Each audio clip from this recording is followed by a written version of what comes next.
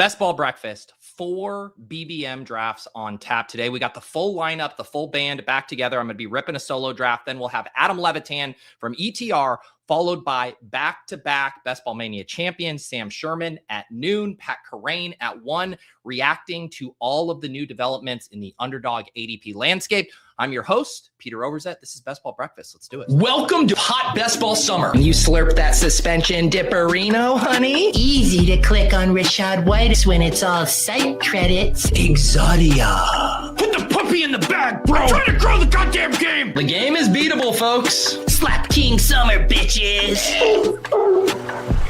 7,000 hours of commercial-free best ball drafts starts now. All right. How are we doing, chat? What is pop in? Let's have a day. Yes, we are going to have a day. Excited to be drafting with you all. We got a GM, aka General Motors. What's up, Chunk the Deuce? Brandon, GM from under my wife's car while I fix pothole damage. Look at that. Look at that. Brandon, weren't you the same one who tapped into Best Ball Breakfast from the dentist office? No one is more committed to tapping into Best Ball Breakfast no matter what life throws at them than you, Brandon. I appreciate it. I appreciate it. How are we doing, everybody? We got Bernie coming in right away, wanting to talk about Terry McLaurin. What else do we got going on here? We got Vandy at Arches National Park. Yes, I'm sick and drafted from the visitor center parking lot before losing cell service.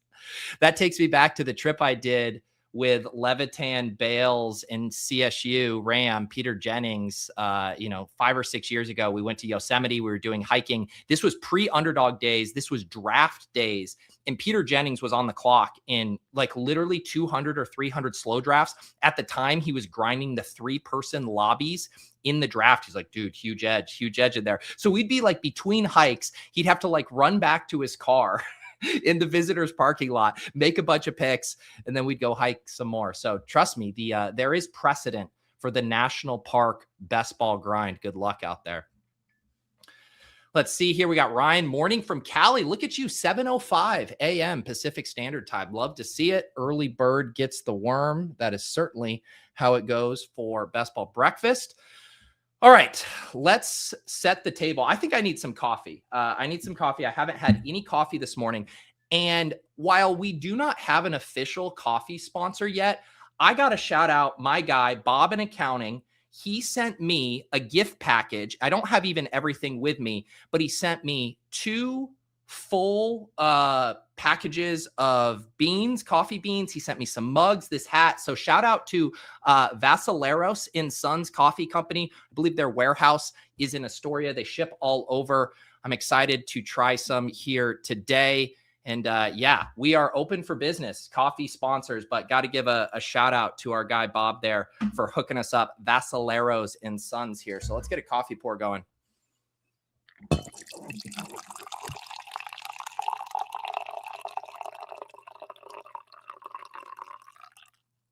Get a nice pour here. We got Greg, who's doing a cardio club BBM. Love that. I need to break my cardio club cherry for the year here pretty soon. We are still rolling on exclusively streamed drafts only as far as my drafting, but we're getting close. We're getting close to diving in to more drafts. Tomorrow on Off and on the Clock, Nez and I believe are going to draft some pit bulls as well. So we'll start ramping it up. Last week on Off and on the Clock, we dove into the weekly winners contest. Really fun show there. We've also done the eliminator. I need to circle back to some super flex drafts as well. Had a lot of fun with the super flex drafts.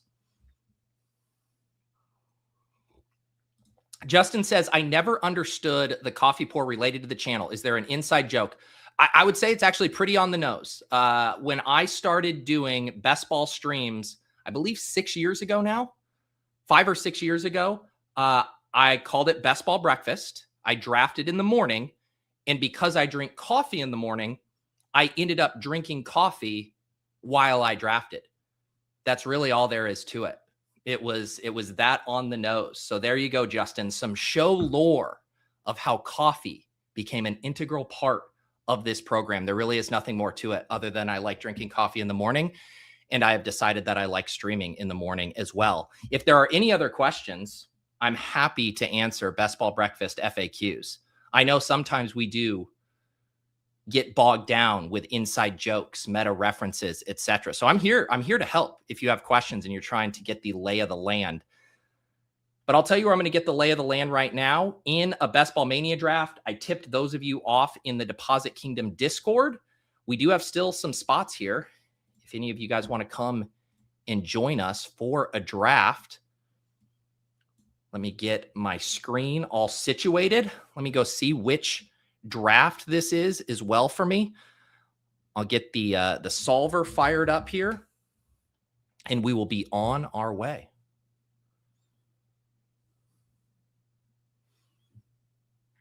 As always, if you guys are interested in the Solver Draft Assistant, you can get 20% off with promo code Pete. We'll get you access to the combo tool, all of that good stuff here as far as portfolio management, solver suggestions while you're drafting. If you are an ETR subscriber, you can get the ETR ranks as part of the solver integration there, which I find very helpful.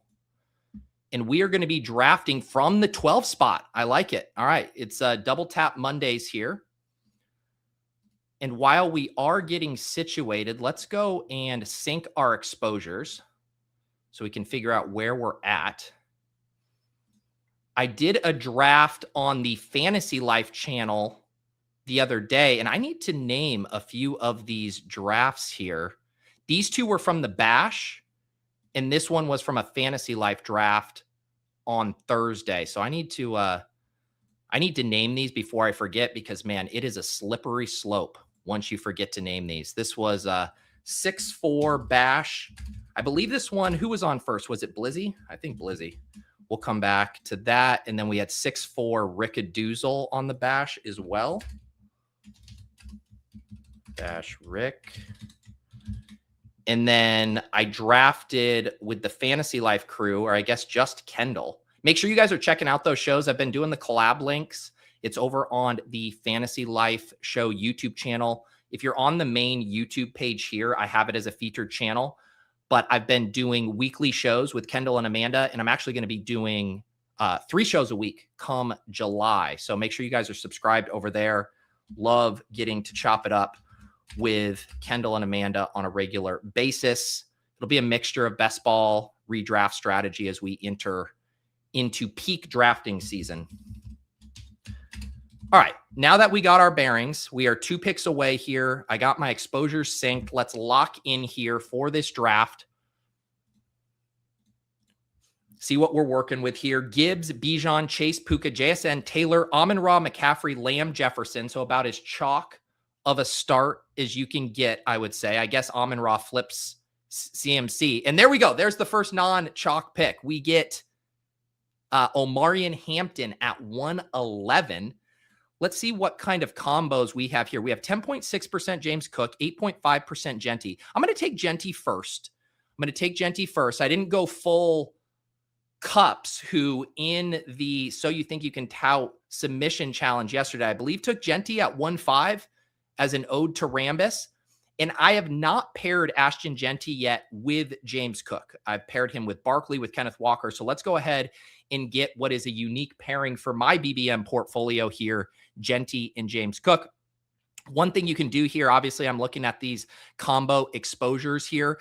I can drop down and get rid of like the Dachshund, the Pitbull, if I just want to see my Best Ball Mania exposures and combinatorial ownership. So we'll keep tabs on this as we go.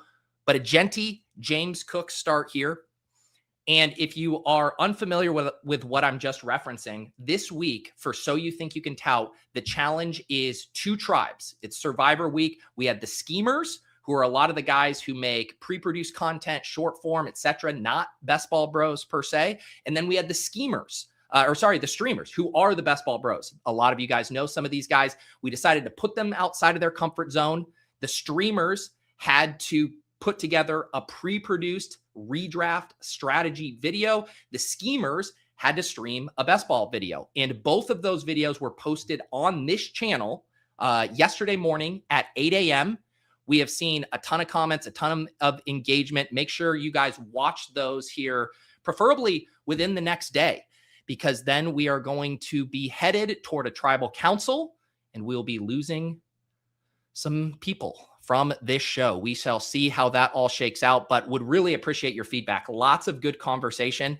I ended up thinking it was a perfectly fair challenge. I think the weaknesses of the streamers and schemers were on display outside of their comfort zone, and have appreciated seeing all of the feedback. So check those out. Both of those were not live streams. They were uploaded videos. So go to the videos tab, comment, let us know what you think. We have been keeping an eye on everything that is said. So enjoying all of that feedback. What did I say? This is my 45th draft. Wow. 45th draft. Let's update the ticker here.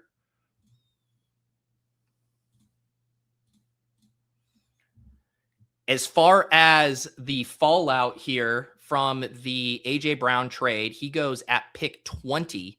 There's been a lot of good conversation here. I thought Dwayne McFarland had a really good tweet up about the AJ Brown situation in New England. The range of outcomes, you know, basically Dwayne's point is it's pretty wide. It's pretty wide, kind of going back to what does the play volume look like for the Patriots, the pass volume this year? You know, AJ Brown, can he hit the upper end of his talent, which we know he can. We know a nuclear season is within the range of outcomes for him, but is the New England offense actually the best place for him to realize that? So yeah, this was the tweet from Dwayne. He is moving to a Patriots offense that passed for 56 more yards per game than the Eagles. That's a massive jump. He averaged 15.5 fantasy points once healthy from hamstring issues last year. Make sure I don't miss my pick here as we talk AJ Brown. Still, he will be 29, and we can't dismiss the chronic knee issue. What does history have to say about this archetype of player? He gives some comps over the years, 2013, Brandon Marshall and Welker. There's a Julio Jones, a Kupp, an Adams. But his takeaways here are, despite the big uptick in passing yardage, only Julio Jones improved, but he was coming off a down year. So interesting dynamics to talk through there. I remain not interested in Rashee Rice at these prices. I'm going to go ahead and take Tedoroya McMillan as my first wide receiver here. So we have Genty, Cook, and Tedoroya. And let's see, what do we want to do here? Man, Ladd really on the rise. Ladd goes at 311 right in front of me. We can go ahead and do Garrett Wilson here. We'll start Genty, Cook, Tedoroya, Garrett Wilson. I pass on Rashee Rice, pass on Javonte, pass on Josh Jacobs. Continue to want to see where the Josh Jacobs ADP settles.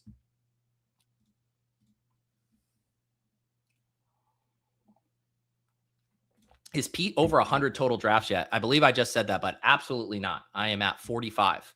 So you can continue to volume shame me. I'm here for it.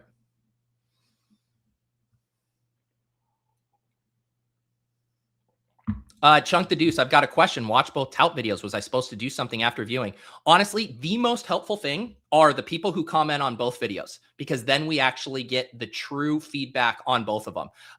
Comments on just one side, largely driven by people just pushing their audience to go cape for them. Not really interested in that. Interested in the people who watch both videos and have feedback on both. So if you want to be part of the commentary, go leave a comment on both videos. Joey wants to know, have I given my take on Jacob having 43% Rachaad White?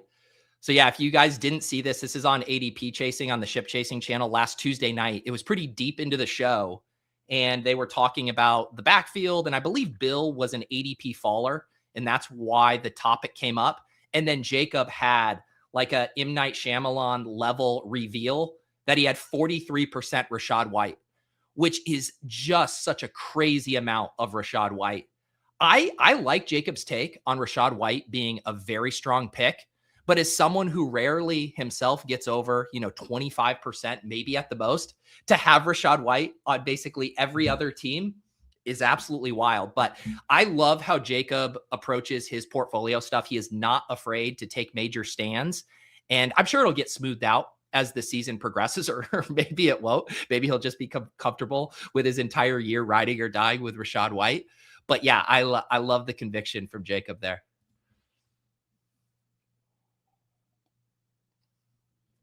Alex says Justin Jefferson being bad again this year is going to be rough. What's actually improved for him on the offense?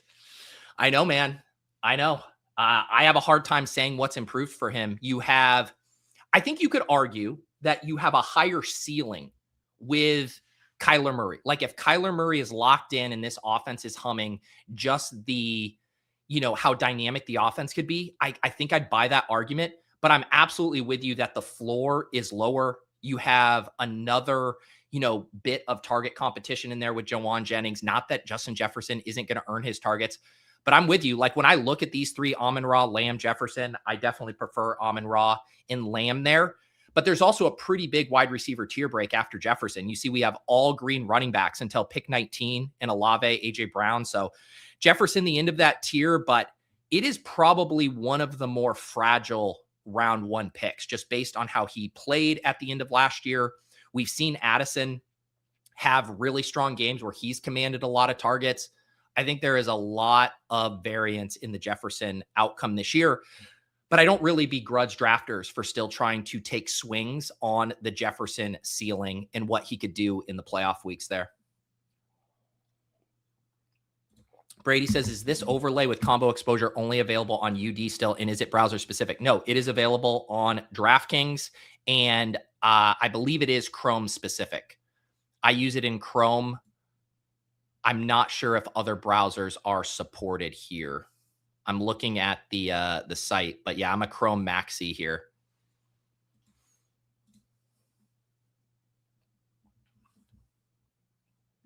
Sweet Leaf says, need a stoners tribe. That would be, man, that's maybe like after dark challenge. Everybody gets stoned and then let's see who has the best takes. Oh, Gesson says, I'm an idiot who thought AJB's price was baked in. Now I missed the boat and it's the hardest click at his new price. There's one rule on Underdog. It is never priced in. It is never priced in. All right, let's see here. I have not selected any Judkins. Rome Odunze, we have all the concerns about his health right now. I feel like I'm light Carnell Tate.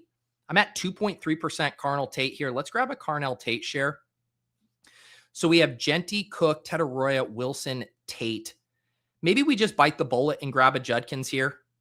He has slipped past ADP. It is not my favorite click whatsoever, but these are probably the spots to get exposure to him. I could have easily double tapped Tyson and Tate there, but I do tend to like the teams a lot better when I leave some more spots available for wide receiver in these next rounds. My next pick is at 84 through 109, probably going to like a couple of wide receivers in that pocket. So let's stay balanced here and we'll get our first Judkins share. Where are you guys at on Judkins? I've seen him kind of all over the map. Like I've seen people pull him up to the beginning of round 5. I get him here as the first pick of round 6. Arlock says T-Mac is too expensive.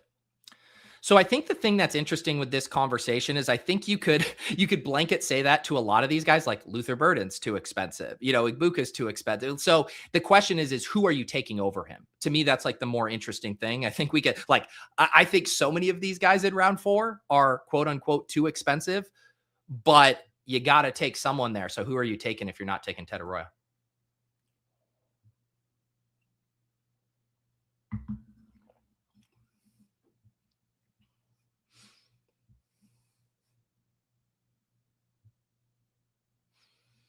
PyDev says, as someone who currently has 80% of a player, I'm sorry, I realize you wrote more and you're shitting on Rachaad White, but you cannot say you have 80% of a player and not tell us who it is. We absolutely need to know who you have 80% of now. Please reveal that in the chat.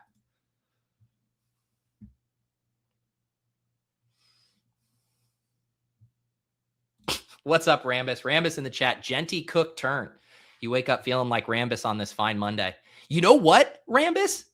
The ties are maybe stronger than you think. You want to hear a text that I got from Lauren this morning? Small hornet nest on railing outside the sliding back door. So Rambus, when the sun goes down, I'm getting my spray and I'm going after that nest. So maybe today is just full Rambus day. full Rambus day. And Rambus, if you have any tips for me, let me know. Let me know.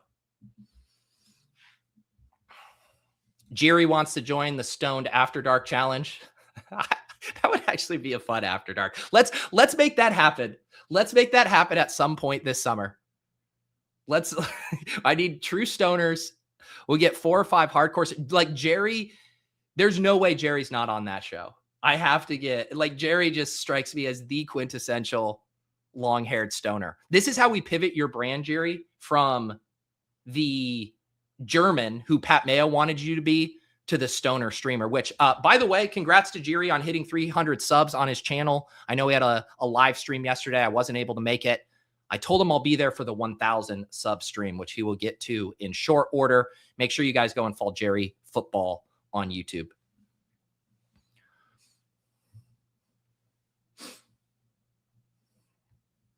Lots of questions about mechanics for So You Think You Can Tout this week. All I can say is the best way that you can vote right now is by commenting on both videos, and more details will be announced shortly. I'll just say this, a lot is going to happen in the next couple of days as it pertains to the tribes and who's going home. However, as you guys know, there is an editing time that is going to take place where we have to edit everything that happens together and then stitch it out. So there will be a little bit of a down period as we put everything together, but our editing team is legit world-class, and we are going to put out a banger episode, and you guys are all going to love it when you see it. All right, back on the clock here. Jaden Reed, my guy, is here at pick 84. Solver likes it. Jordan Addison, Chris Godwin, also strong suggestions. We could consider a naked quarterback here, a Trevor Lawrence, a Patrick Mahomes, but my God, I cannot take naked Patrick Mahomes by myself, because every time I'm on stream with Patrick Kerrane, we end up doing that. So I will reserve that for him. I'll go ahead and do Jordan Addison, and we will basically late round quarterback max here. Ted Arroyo, Bryce, Garrett Wilson, Geno, Carnell Tate, Cam Ward, Jaden Reed, Jordan Love, Jordan Addison, Kyler. So we will keep a lot of arrows in the quiver for future stacks and grab our 4th and 5th wide receiver here. So Genty, James Cook, Quinshon Judkins at running back, Ted Arroyo, Garrett Wilson, Carnell Tate, Jaden Reed, Jordan Addison at wide receiver here on my 45th Best Ball Mania draft. Wow, I am getting absolute hatred for Judkins. So here's the thing, the fun thing about it. This was literally my first share about Judkins. So when we talk about how much you hate a player, it is actually interesting to frame it within your overall portfolio. I will be drafting 150 Best Ball Mania teams. To the Judkins haters, of which I consider myself one, I have not taken one. Are you full fade? Are you 0% across all of your drafts? Because while I do not like Judkins, and I will be massively underweight him this year, we're going to have a little sprinkle. We'll have a little sprinkle at pick 61. It's not even an exposure blanket. It's not even a 4% exposure blanket. It's more like one of those hand towels you use to wash your car that kind of has some holes in it, and you just keep it around specifically for one use, just the one day a year that you need to, wash your car or whatever. That's where my Quinshon Judkins exposure is going to land.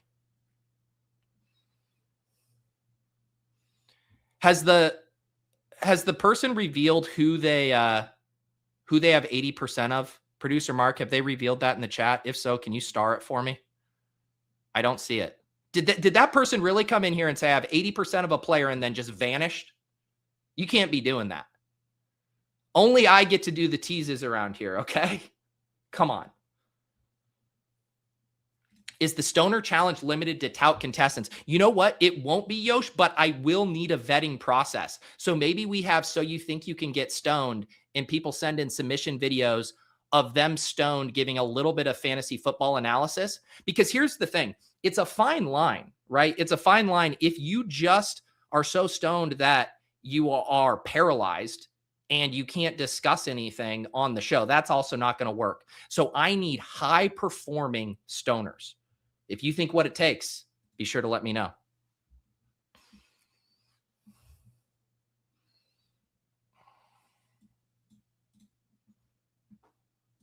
Nick P says, I'm setting up the Jordan Addison 80 Mitchell week 17 is what you need.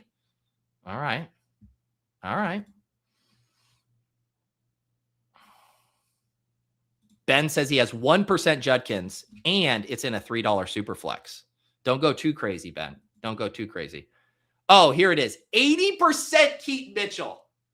I would argue 80% Keaton Mitchell is more crazy than 43% Rachaad White. Keaton Mitchell is going to break people's hearts. As someone who has drafted 0 RB teams for almost a decade and a half now, I have come, I have seen, I have done, and I realize that is setting myself up for a brutal clip. I have come, I have done, I've seen. I've seen it all with the Keaton Mitchell types in best ball, in fantasy, in 0 RB builds. The running back 3 on the Chargers will absolutely break your heart and portfolio at 80%. Now, 5% of the time it works and you have a dream season. The other 95% of the time you are in a world of hurt. All right, Kyler Murray, easy selection here as he comes back. Stack him up with Jordan Addison. And then I think we just double tap quarterback here. I like how this worked. We went Addison Reed at the 7-8 turn. We come back around and grab Jordan Love and Kyler Murray. So we stack up both of those guys. We get 2 quarterbacks. We're punting tight end, but this build is shaking out nicely. Skinny stacks with Kyler and Love, 3 running backs, Genty, Cook, Judkins, 5 wide receivers, Ted Arroyo, Garrett Wilson, Carnell, Tate, Jaden Reed, and Jordan Addison. All right, I guess if we're going to do this, who has crazier exposures than 80% Keaton Mitchell? Also, I need to know how many drafts that's through. I swear to God, if you've done 4 drafts, 10 drafts and have 8 Keaton Mitchell shares, I'm a little less concerned. Akins has 51% Chigakonkwa. Wow. 80% Denzel Boston. You think I'm cooked? I mean, I don't know. You guys are wild. You guys are wild. 39% Tyler Algier. If Love misses time in the playoffs, I'll call everyone from Cancun. 39% Tyler Algier actually might take the cake of all of these. That's pretty brazen.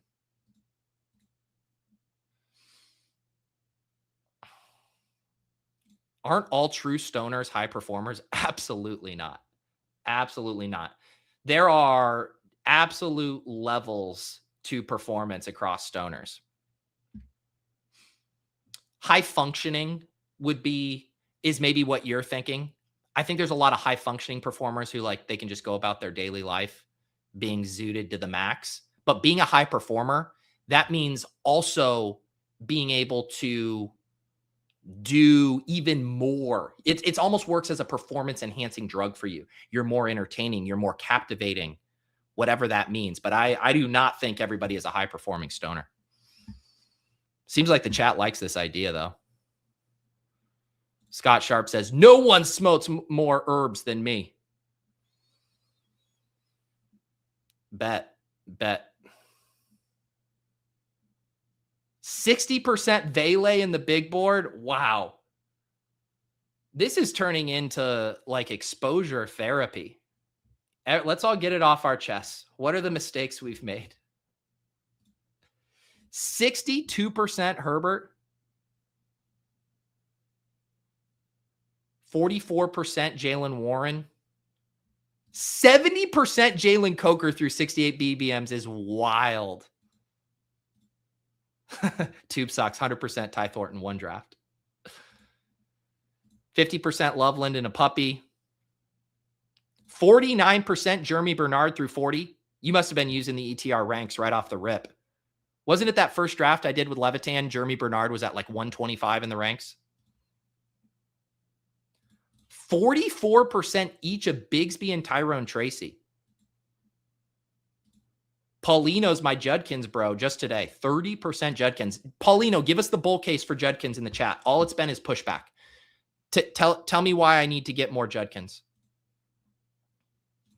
66% Chris Rodriguez.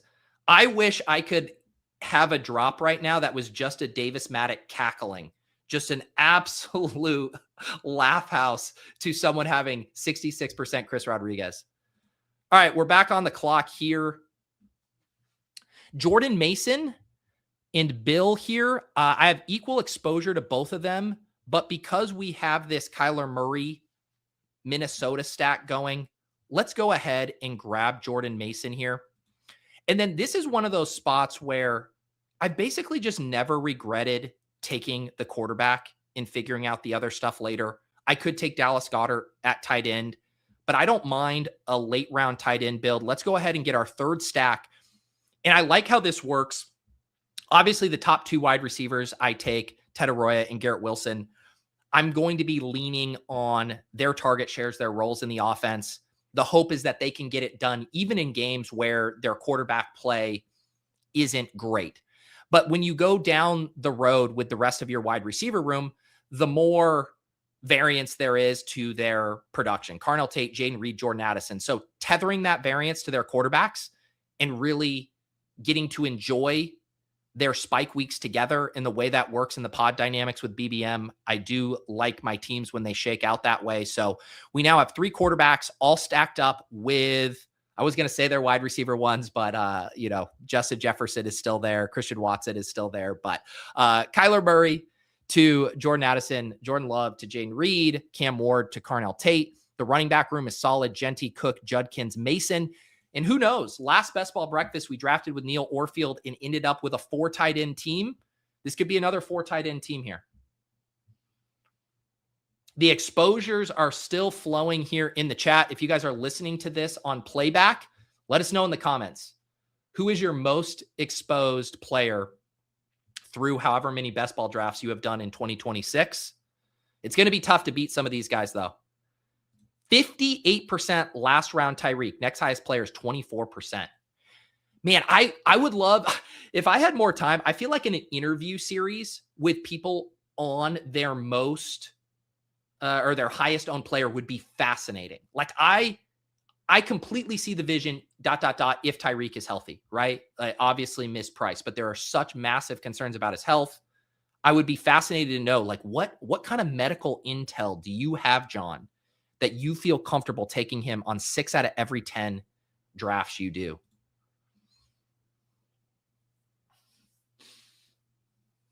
$43% Skylar Bell.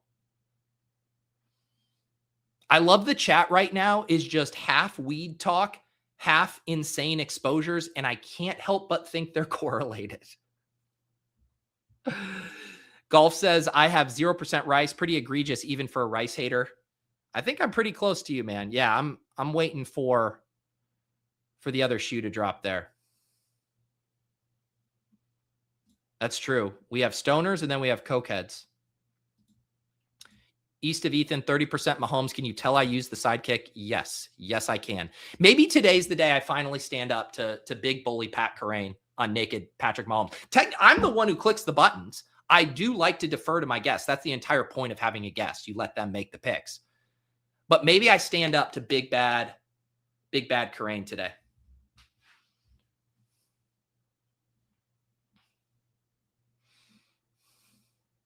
$46% Debo.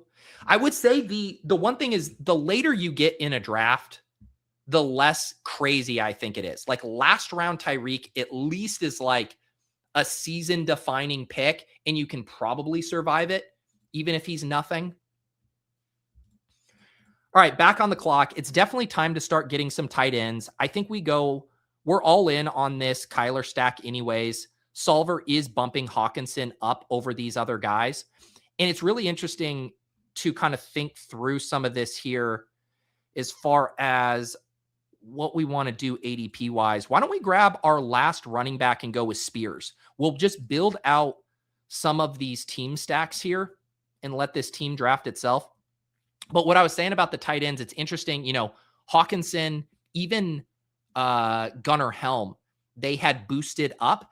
And so when you look at the solver settings, right, I have team stacking importance pretty high, but it also goes to show that the band of projections for these late round tight ends, they're really close. A lot of these guys are going to project for a similar amount of points. I'm talking Brenton Strange, Dalton Schultz, AJ Barner, Gunnar Helm, Kate Otten, etc. So when you do factor in any correlation bump, they pretty much automatically rise to the top of the list when you factor that in. And when we get to this part in the draft, we just know that ADP ceases to matter. It is not a predictor of fantasy performance in the way it is in the early rounds. So I have no problem leaning into correlation here. And now we have our Minnesota bet, Kyler, Jordan Mason, Jordan Addison, and Hawkinson. We have a Green Bay bet with Jordan Love and Jaden Reed. And then we have a Cam Ward bet with Ward, Spears, and Carnell Tate. We do have that Garrett Wilson bring back from Minnesota. If we are looking for potential bringbacks on our other main stacks, Green Bay plays Houston in week 17. Might have to visit the Wisconsin Dells. We shall see. And then Tennessee plays Pittsburgh. So maybe a Pittsburgh tight end could be in play there. Maybe a Jeremy Bernard if he's still available. So I like how this team is shaking out right now for us. We got 4 more picks. The double tap at 15, 16, and then finally 17, 18. A 3-5-5-1 build. Kyler, Love, Ward, Genty, Cook, Judkins, Jordan Mason, Spears, Ted Arroyo, Garrett Wilson, Carnell Tate, Jaden Reed, Jordan Addison, tight end TJ Hawkinson. I do continue to like these teams where I punt tight end more than basically any other build.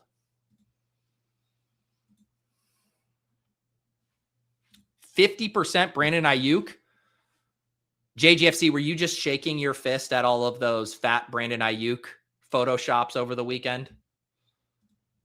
Who Hames, 28% Jeremy. That seems reasonable to me. 50% Deshaun Watson on DK.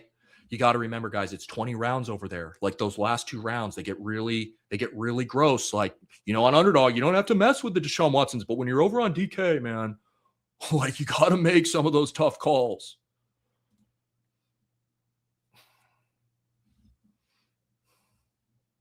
PyDev says, I'm sad that I've been downgraded to that person. From now on, you will just be known as the Keaton Mitchell bro. I'm sorry. It is what it is.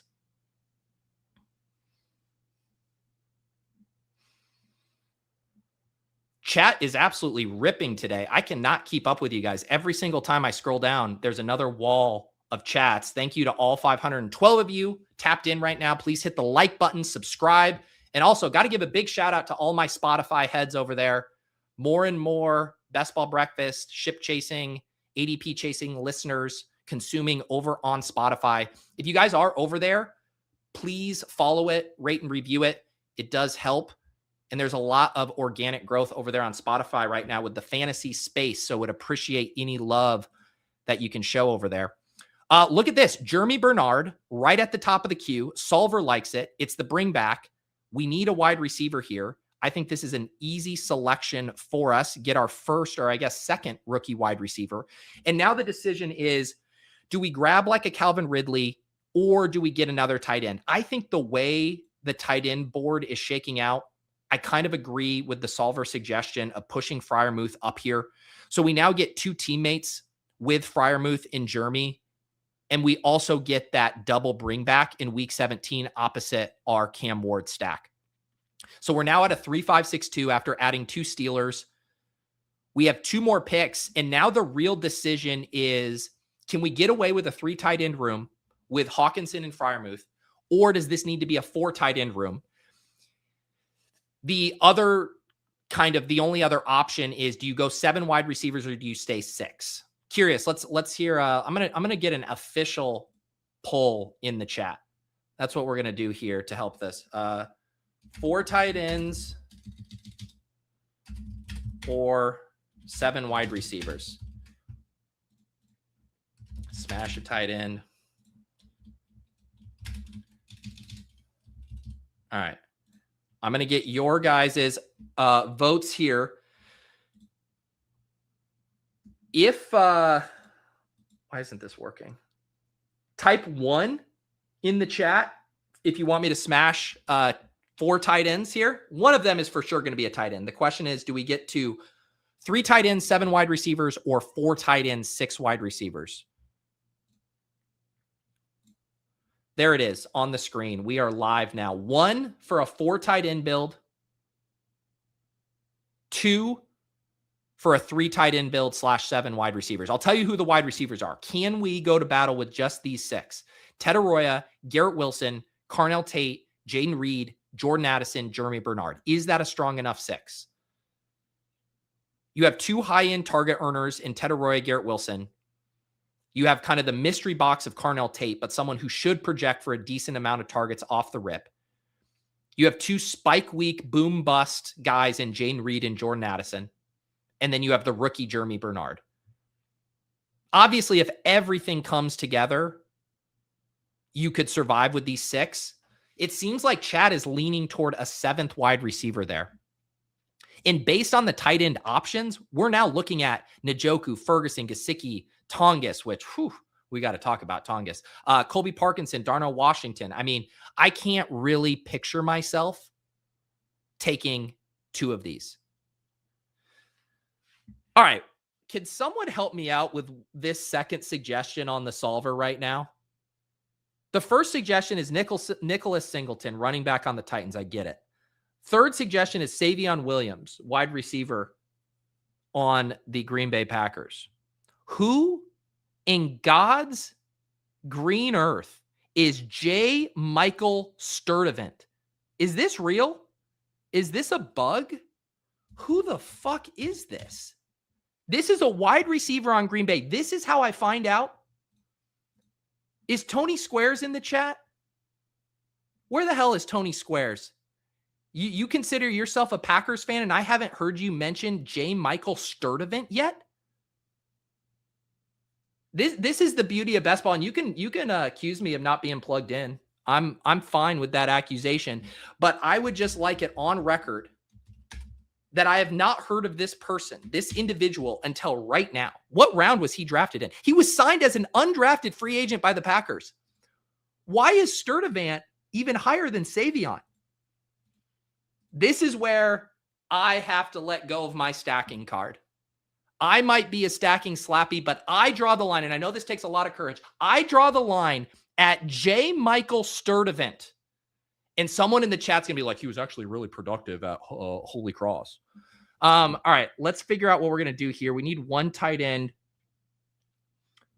I'm fine with a Gesicki. You could also double tap Darnell Washington and go 2 Steelers. But I think with this room, I need another shot on someone who is going to actually produce. So let's go Gesicki.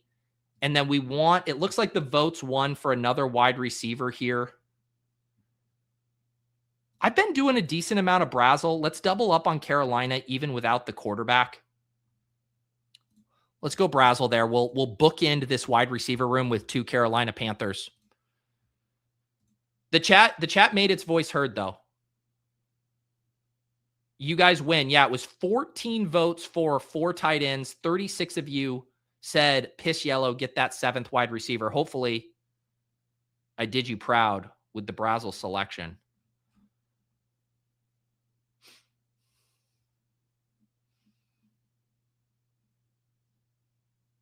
Does anyone in the chat have any thoughts on J. Michael? Burn Zone, imagine not knowing who Sturdivant is. I don't have to imagine, brother. It's my reality. Is it an actor or a football player? Couldn't agree more. Is Pete a casual? Many are saying. East of Ethan says, I'm a Packers fan and I don't even know who Sturdivant is. Don't A-Kids goes, Florida kid? Yeah, I've watched him play at Florida. Actually, really clean release. Really clean release. I like him in man coverage, but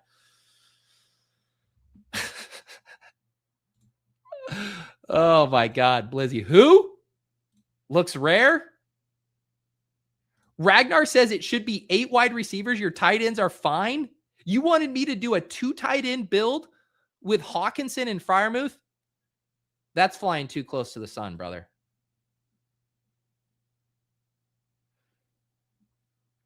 Max Value says, Pete, bro, this is a generational UDFA class. Apparently, man. Apparently, what's the latest news on J. Michael Sturdivant? CBS Sports just wrote an outlook on him. Let's see who's cooking up over at CBS Sports. The CBS Sports staff. This is the blurb. This was posted 7 hours ago. A hand-picked sleeper favorite of Beyond the Box Score. Sturdivant wins as a vertical route runner with speed, size, and route savviness. He can stack corners on the outside and get over the top. He'll compete for snaps as the X receiver in Matt LaFleur's scheme and could serve as a one-for-one replacement for Dontavian Wicks if the Packers suffer an injury atop their wide receiver depth chart. Keep an eye on Sturdivant as a potential waiver wire ad mid-season. Also loving this Hims ad right here. 3-in-1 pill for a better sex life. Sturdivant for a better sex life. You take one Sturdivant and you'll be having sex all night long.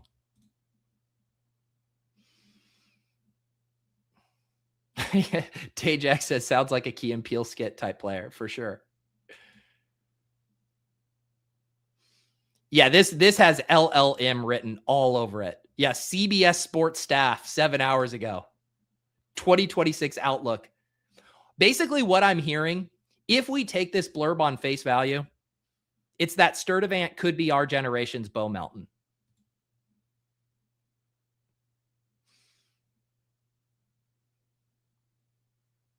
Now am I getting corrected on pronunciation of a guy I just learned existed 2.5 minutes ago? Sturdy Vant. Wow, people are convinced.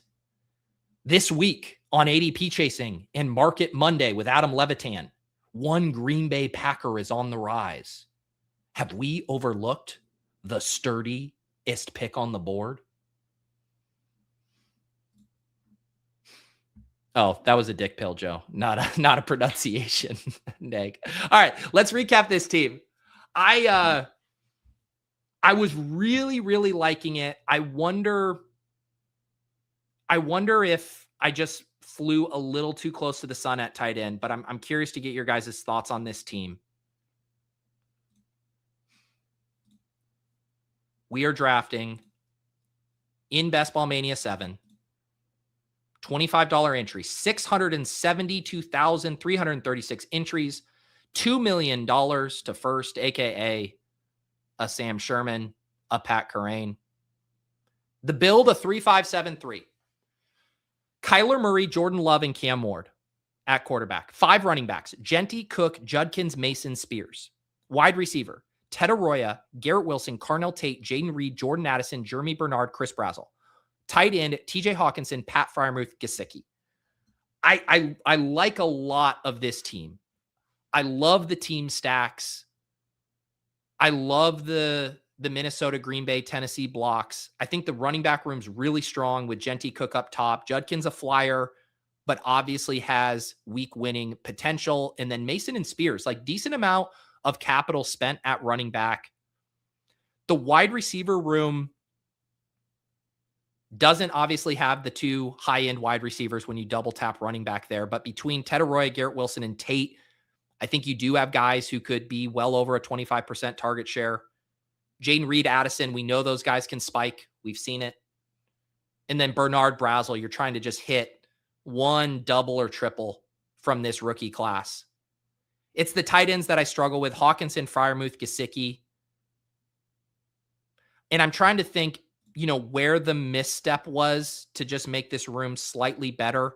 The pick I've been thinking about is Cam Ward. What's interesting is, had I passed on Cam Ward, Goddard was who I was going to take. So Goddard was the tight end that I thought could have kicked off this tight end room. So if I go Goddard there, maybe Bryce Young falls back to me where Hawkinson does, because you got to assume Cam Ward then pushes these quarterbacks down. Larry didn't really have a jag. I think he was just trying to chase the quarterbacks falling off. So I'm guessing, I think in hindsight, had I known I could get Goddard, then Bryce Young coming back, I still probably grab Hawkinson. And then I probably have a 2v2 where I go another running back later. And then I improve. I go Singleton, right? That's the move. I go Singleton instead of Spears, and I have a better tight end room. I have Helm. So that's it. That's the 3v3. And I know it's Bryce Young, Gunnar, Helm, and Singleton versus, it's a 4v4. It's Goddard. Does anybody care? I don't know. Bryce Young, Goddard, Helm, in Singleton versus what I did Ward, Hawkinson, Spears, Gesicki.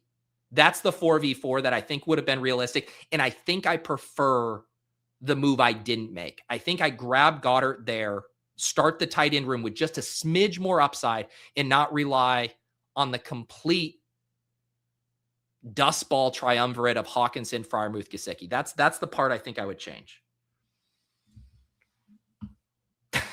Just do an 18v18. That's why I almost stopped myself, because I was about to 18v18 the entire team. But I do think that was a sliding doors moment there. And basically just, when you are pushing these punt builds, I think I look at Hawkins and Freiermuth, Gesicki, and I think, feels a little bit more like a 4 tight end room than it does a 3 tight end room. I think a guy like Goddard, with just his body of work, his single week upside, AJ Brown gone, I think he makes a 3 tight end room work a little bit more. And I don't know, is there a huge difference between Cam Ward and Bryce Young? They go 22 picks different here. I think in those scenarios, I just stack up Bryce Young. Sean Tucker or Dylan Sampson? So that's a good question. And I think this is probably a cop-out answer, but I think it depends on the team, right? If you need more running back production, if you feel thin there, you need some base level of points, I think Sampson's probably the play. If you have the luxury pick or it's tacking it on to a hyper fragile build or a double anchor, I don't mind the swing on Sean Tucker.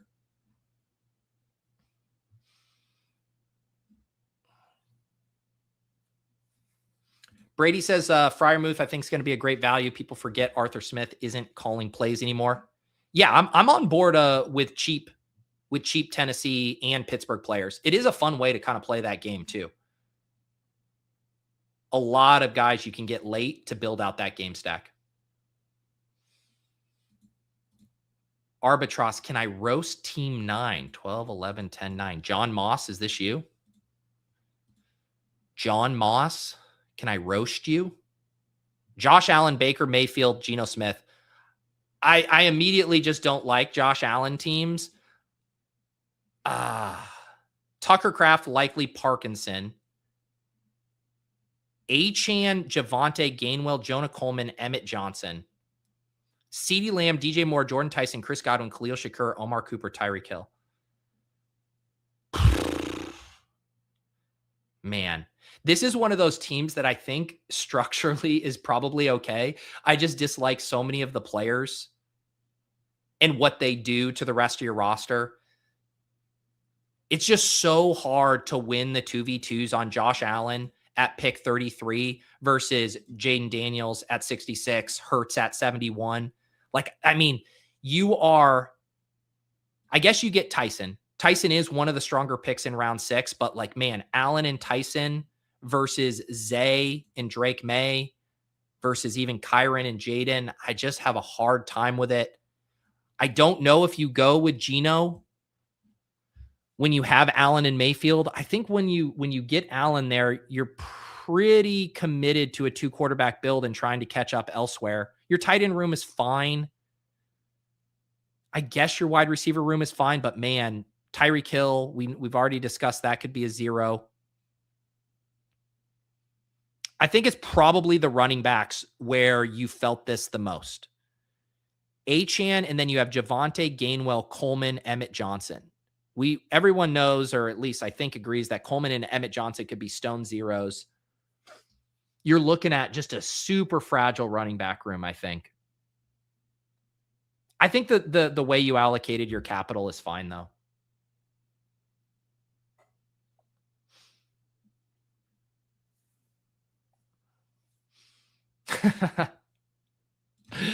Mike says Team 9 doesn't have Sturt event. I'm out. Joey says bad team, generic ass team. Can you grade my 11 spot team? We're gonna keep roasts and reviews for YouTube members only. Otherwise, it's a slippery slope. Pay up if you want the sauce. This is what I need for sure, though, is bald face Hornets. And they are, Kurt Rambis, because we've had those in our backyard before. But he says Wasp Freeze isn't going to cut it unless the nest it is stupid small. It is small. It's in the very nascent stages. They go for your eyes and can ping you from football field away. I know, dude. I read something. Tell me if this is true, Kurt. When I had looked them up a couple of years ago, when we first realized we had these bald-faced hornets, that they have a memory and they know who their attackers are and that they will like seek you out. That was some of the things I read about these fucking hornets. So yeah, I'm scared, but I go in the dark of night and I'm just going to channel my Kurt Rambis energy. I've been grinding his TikToks, empowered by his confidence. And I'm going to try my hand at being a little exterminator here. Ricky Beers, GM, just woke up, came to smash the like button. How you been, Ricky? How you been?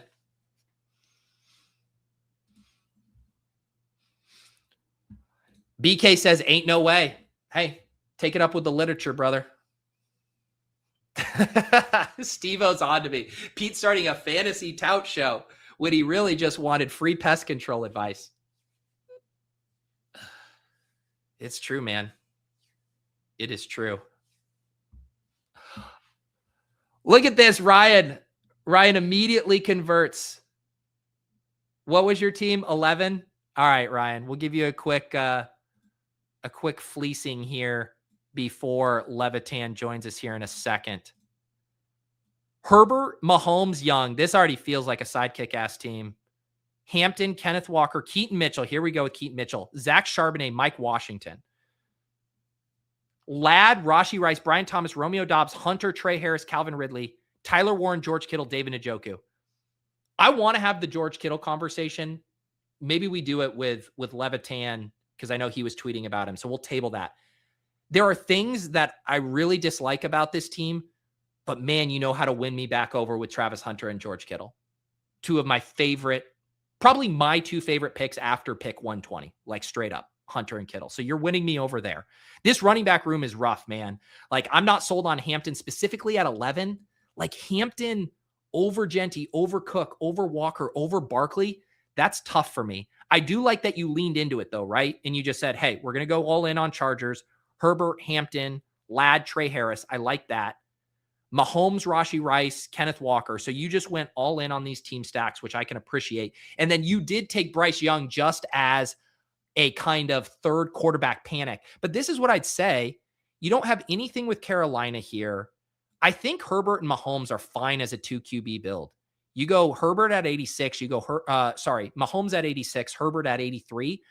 I don't think you have to force Bryce Young here. I think getting another running back probably makes sense. Charbonnet, Washington, and Keaton Mitchell could all be legit zeros for you for 7, 8, 9 weeks, if not longer.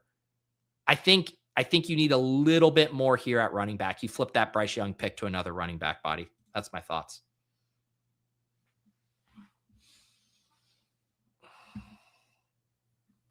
Ragnar pointing out the double week 17 Los Angeles Chargers versus KC. We've had that debate over the years. I think it's one of those things where yeah, like don't go out of your way to seek it, but I don't also think it's a death knell to a team. It's removing a very slight out of not having access to another game and a quarterback who can go off week 17. But it's one of those problems I think you will be happy to have. You know, when we talk about there's going to be 667 people making it to the finals out of 670,000 teams. And if your biggest issue is having two quarterbacks from the same game, I think you're probably going to be okay with that. All right. We got him back in the saddle today. We missed him last week. He's here, ready to talk ball. The PTR's Adam Levitan. How we doing, Adam? I apologize to the people for missing last week. When you keep a calendar by hand, not digitally, things can slip through the cracks, and so I apologize for not giving a heads up. It's all no. It's you might have maybe it didn't make its way to my digital calendar. You kind of etch your schedule in stone, and then you have the Pony Express kind of trotted across America to me. And for whatever reason, that piece of mail didn't make it here.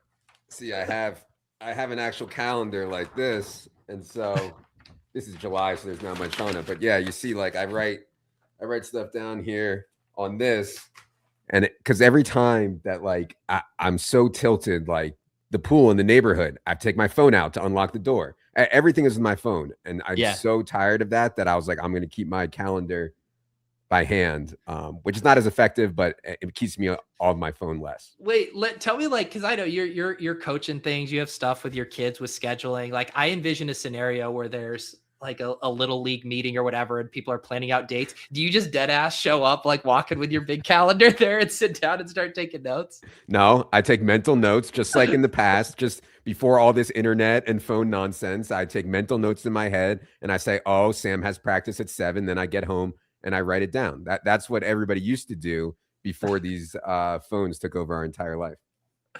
I need to fill you in on one bit that spilled over from my solo draft. I was doing my draft. I was doing a Packers stack, and the solver suggested someone named J. Michael Sturdivant to me here.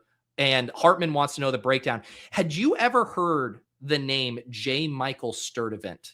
No. What team is he on?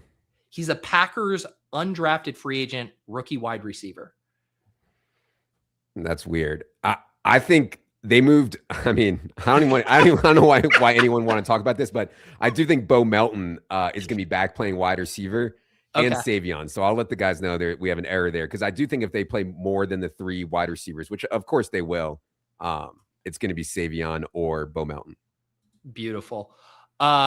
All right, let's see here. Oh yeah, we got to address this. I don't know how much you kept up with the fallout from your So You Think You Can Tell episode.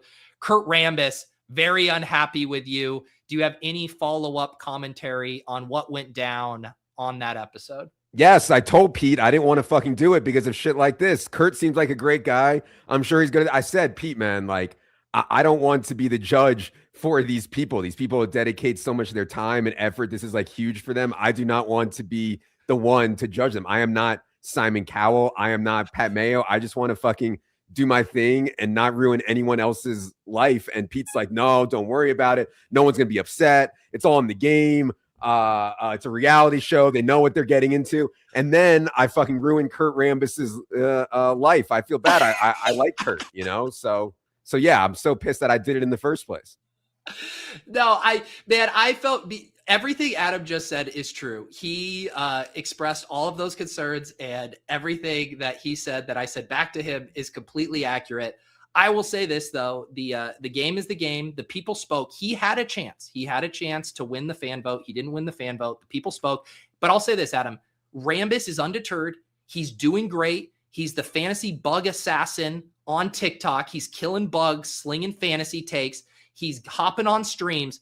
Kurt Rambis got a lot out of this show. He's a star on the rise, and there's no ill will between either of you guys as far as I see it. Good. I love Rambis. And by the way, Rambis, I have a dead rabbit in my backyard. If you can come pick that up, that'd be great. I appreciate it, buddy. There you go. Yeah. I was literally telling him I have a wasp nest in my backyard, and he was giving me tips on how to take care of it tonight. So it is what it is. Before we hop into draft, one piece of news that I did want to get your take on and just devote a little more time to. Where are you at on this George Kittle stuff? Because we went from thinking, hey, back half of the season type of guy, to now all of a sudden he says he's going to be ready for week 1. A lot of pushback I've heard is, hey, can we trust the Niners? Is Kittle being realistic? Is he going to get re-injured? How are you kind of approaching this situation? Yeah, their week 1 game is in Australia. I believe I'd be shocked if he goes to fucking Australia for week 1. I do think, I believe what they say about where the Achilles injury occurs matters. Lower is worse, higher is better. His was reportedly very high, the highest of an Achilles tear has ever been. I think like early season production, I would be looking for bridge. Maybe he plays week 2, week 3, week 4. I'd be looking for early season bridge, but man, like when you think about tight ends that can go for 30 or 40, there's just not that many of them. And so specifically in best ball, specifically in large field best ball, I do take Kittle above our rank, like slightly, just for the back weighted production. And like we're trying to do that. It's not always like perfectly smooth. So yeah, I think Kittle is actually like a decent bet for back-weighted tight end production, where like we see what those elite tight end Spike Lees can do in the playoffs. It makes a huge difference. So yeah, I think it makes sense. And it's also like, I mean, the market is still hammering Malik Neighbors despite concerns about his early season production. Yeah, he slipped a little bit, but nothing drastic. It's like, if we are going to be all in on Neighbors for late season upside, I mean, Kittle brings a similar late season hammer upside to the tight end position. It's like, why isn't he being drafted at more of a premium?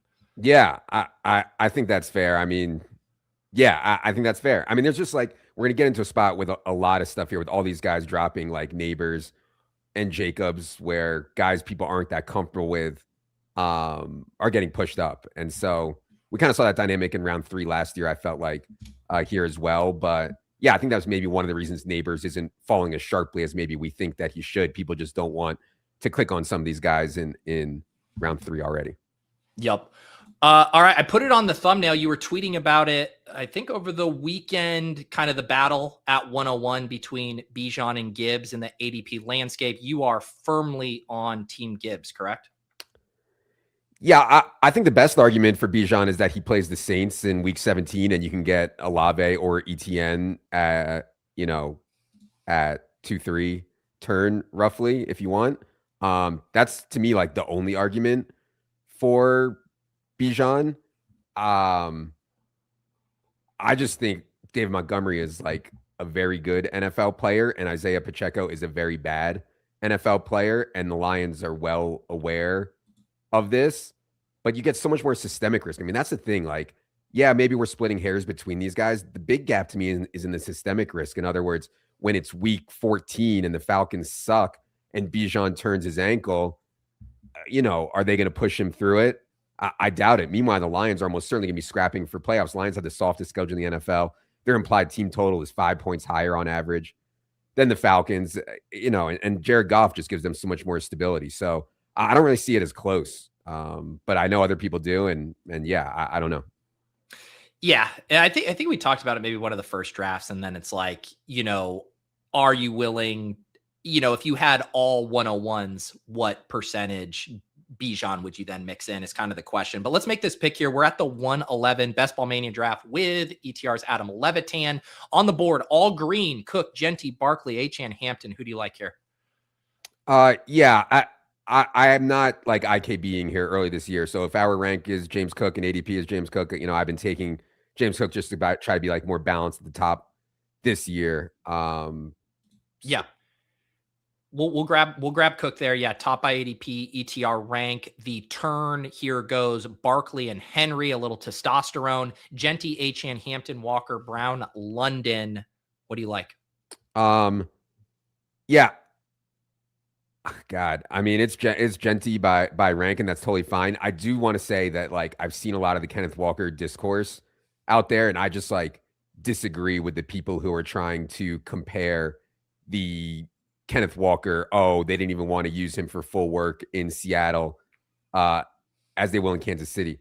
I think he's not going to play on pure pass downs, I don't think, in Kansas City.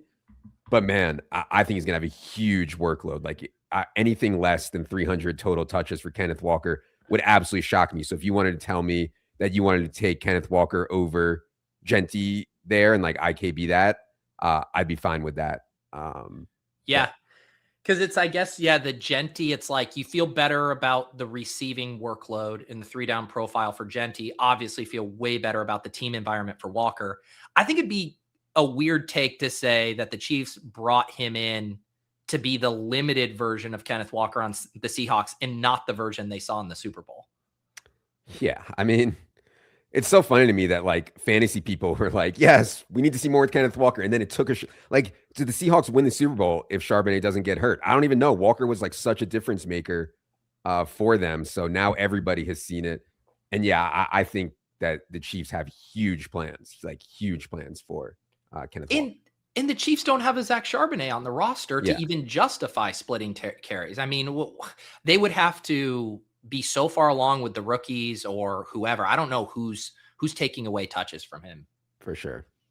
All right, so we start Cook Genty, which, believe it or not, that's exactly the start I did in the first draft. I did it from the 12 hole. We do it from the 11 hole here. But Cook Genty, any thoughts on Cook? He's someone that just like doesn't seem too polarizing to me. I don't really ever hear big arguments about James Cook as a late round 1 pick. Yeah, I mean, it used to be you could poke a lot of holes in James Cook. He just keeps like doing these crazy stuff. The holes that you can poke in James Cook are Josh Allen will steal a ton of rushing touchdowns. And James Cook comes off the field in most passing situations, so they've consistently done this with Ty Johnson and even other third down backs. So yeah, it's like almost a Derrick Henry-esque kind of role for James Cook, although he is much, much better in the passing game. But man, he's just done it so consistently with like these outlier runs and scoring so many touchdowns. It's kind of hard to keep being out on James Cook. But yeah, historically, he's been the type of player that I have not been that excited about. Yeah. Do you think there will ever, I guess it more pertains to the Ray Davis stuff. Do you think we'll ever see a consolidation to 2 backs this year? Or do you think we'll always have kind of that quintessential Buffalo Bills rotation? I think in big games, they lean more on James Cook. And that's like something we've been trying to look at. Like it's hard to find big game for like a data set. But yeah, I think in big games, they go more James Cook. When they think they're going to coast, it's less. All right, what I'm going to do here actually is quickly sync my exposures because I got to check now some of my Cook Genty combos since we just did that one live on stream. So we'll get that synced here and we can keep an eye on this. But we got Cook and Genty to start. We're going to pick at 311 here. I continue to see Ladd now jump into the 3rd round. That was not happening even just 2 weeks ago. Curious your thoughts on that. Also, Neighbors, Allen, T. Higgins, Javonte, Teteroya, Garrett Wilson here at 311. Yeah, wait, can you sort by our rank still or no? Yeah, I can do it on. Why isn't it pulling? It used to. Oh, the score. I think I can do it in here. I think it's Neighbors against. Yeah. I never take Josh really this early, but I think you can take Josh here if you want. You want to do a Josh build? I was just shitting on Josh last draft, but I want the Levitan pick here. I think when you're playing these like really huge top heavy tournaments, like I don't think it's necessarily what I'd want a lot of Josh, but yeah. Okay. Sorry. We need wide receiver help. Good. I think it's probably Tate, right? Yeah. Yeah. I like Tate here unless you have a strong case for an Igbuka, Burden, Evans, McLaurin type. I like all those guys, but yeah, I like if Bryce Young can take, God, I'm so tired of Bryce Young. And like that's like the biggest thing I would say about Tate is I'm not sure Bryce will ever be a guy that can support like a truly elite fantasy wide receiver. But yeah, just going back to Josh. Yeah, I have like 0 Josh so far, by the way. I think, especially on DraftKings, I don't like taking Josh where quarterback scoring is like a bit more muted. On underdog, where quarterback scoring is a bigger percentage of your score, and Josh and the rushing touchdowns are such a big percentage of your score when it's half PPR. I think you want to mix some Josh teams in. Now, do I want those to be with James Cook? Right. That's a question also that I think you could argue against. But yeah, we could have gone T. Higgins and another wide receiver there, and I think that would have been fine too. Yeah. Yeah, it's always such an interesting thing with the Allen and Cook because they are so negatively correlated as far as their super high ceiling games. But if you get just the monster Bills season, you will be very happy to have both of these guys on your roster and just kind of alternate the weeks they carry you. Yeah. And I think like Burrow is an interesting pick. Like we could have gone T. Higgins and Burden, assuming, Tate went or something like that. And like, that probably would have been better. It's hard for me to see, like our faces are so fucking big on here. And like, it's hard for me to see exactly what's going on the draft board. I got you here. Let me zoom in a little bit for us. We got James Cook, Genty, Allen, Teteroya here. I feel like we're seeing a lot of ADP moves here, not super significant ones, but I mentioned the Ladd McConkey, now a fixture round 3, David Montgomery now regularly in round 4. I wonder if this is just a product of the Josh Jacobs uncertainty, Rashee Rice Neighbors, where people are getting a little more aggressive with some of these targets. Yeah, and that's why I kind of force running back more in round 2 and round 3 and even, round 1, because like I don't want to be in a spot where I have to take David Montgomery here at 4.1 or, Prey on Josh Jacobs at 4.6 or Travion Henderson at 5.3. Like, I think the 2v2s are much better when you take running back early and then wide receiver here through the middle. So my main builds are more like that. Yep. What have you, did you guys, do any drafting at the ETR retreat, or did you guys just exclusively touch grass? No, I mean, we were touching grass. No drafting, but we did a bunch of gambling games. These guys are obsessed with a game called Pig. I don't know if you've played that. It's sometimes called Elway, also called Pig, but yeah, played a lot of that. I had Dave on After Dark on Saturday night, and he was telling me that he played a shit ton of Pig at the retreat there. Yes. All right, let's see what we do at 5'11". Yes, here I can't even see what Solver's recommending. My face is so fucking big. I just put the ranks in. I have the ranks in here. Okay. We got it's a nice face, Adam. The people need to see it. All right. So DJ Moore is here, top ranked, top ADP, the stack with Josh Allen. We ripped that in, right? Oh, no brainer. I mean, Solver doesn't even have anything close. Yeah, it's got to be. Yep. And that's the thing too, where it's like, I don't love the Allen price in a vacuum, but if we're going to do it, let's commit to the Bills just wrecking shit this year. Back on the clock by rank, Jordan Tyson. That's what the Solver likes. Metcalf, Pierce, Brian Thomas, etc. Yeah, I think pretty easily we need more wide receiver help. And yeah, I like Jordan Tyson. Do you have a personal dog in the fight between Tyson and Tate as far as best pick for 2026 in best ball?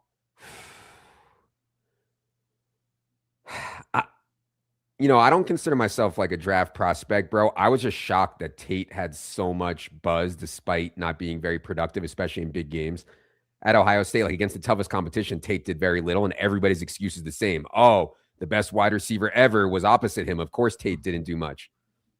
Maybe, So my initial gut was Tyson better than Tate. But I get it on Tate. Tate kind of reminds me of McMillan last year, like questionable quarterback situation and questionable offense. Don't expect it to be that wildly explosive, but still think he's a really good player. So yeah, it's tough. Yeah, we grabbed Tyson there. I mean, if anything, it's just kind of nice that you're able to get Tyson in round 6 all the time, and Tate's basically never falling there anymore. And based on, I think you could argue both the prospect profile and the setup for team environment that Tyson gets the edge there. Yeah. By the way, we have implied team totals, average implied team totals for every game now. Bills are third, only team with higher implied. And by the way, the way we do these implied team totals, it's not like rocket science. Books have lines and totals up for every game of the season, so you can deduce implied team totals. First is Rams 26.6, second is Lions 26.4, third is Bills 26.0. So like it's not crazy to think the Bills lead the entire NFL in touchdowns and scoring this year. And then when you get down on the other side, like Carnell, Tate, I mean, Titans are implied to score 20.9 points this year. Saints are at 21.5. So like a hair better. Oh yeah, there you go. You found the article. Yeah. Yeah. Pulled this up. So over on ETR, you can find it 2026 best ball playoff schedules. You get the playoff average. They're implied there. Like you said, Bills up there at 26.33. I believe that is the highest, but then I like this as well. You can see the difference between implied total regular season versus the playoffs to actually see who has the best playoff schedule. It is funny to see the Arizona Cardinals have the biggest spike. Do you think there's any bit of that that's correlated with Beck coming in, or that has to be schedule driven because they have to be expected to score more points with Brissett, right? This is all schedule driven, and I have I'm sure it's on Solver somewhere, but the playoff schedule for Cardinals is home versus Jets, at Saints in the Dome, and then home versus Raiders. I mean, that's pretty strong. Yep.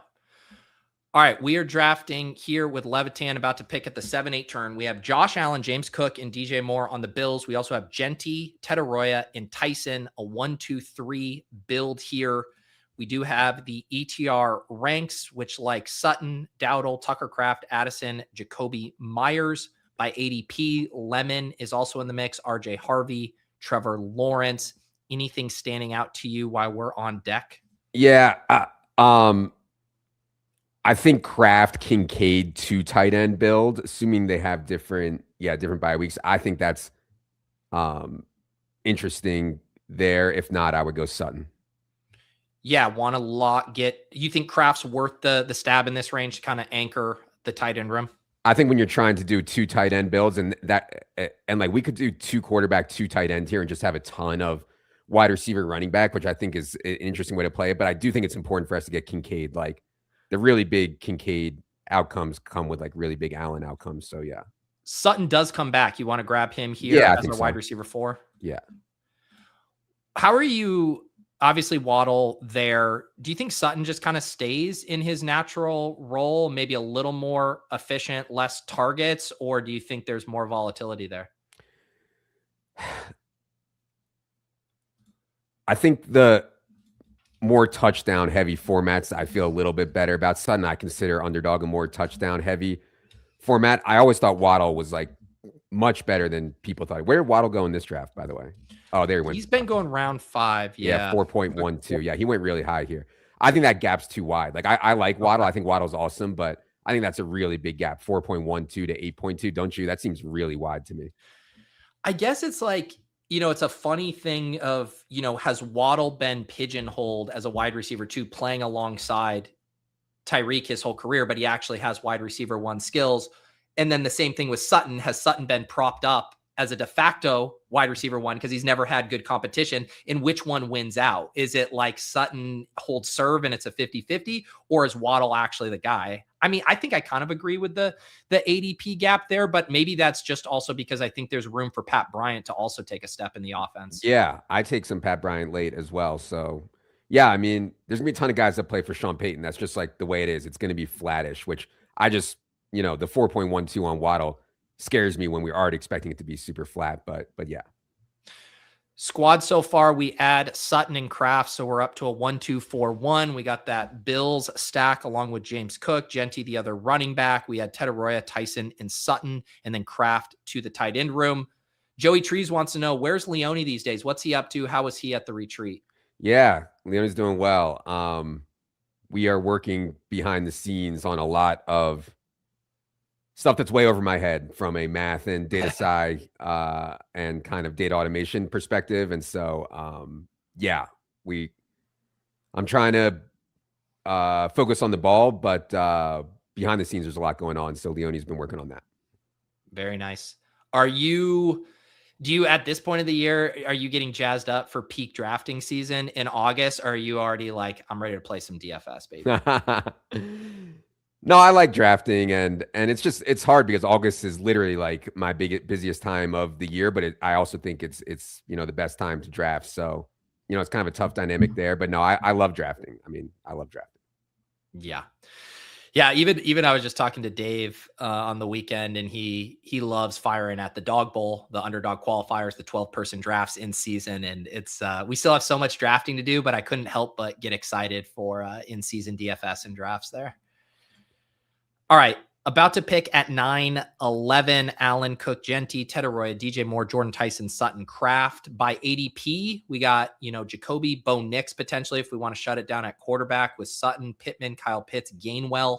By rank, Pitts is also in the mix here, some other quarterbacks. Anything you're seeing here?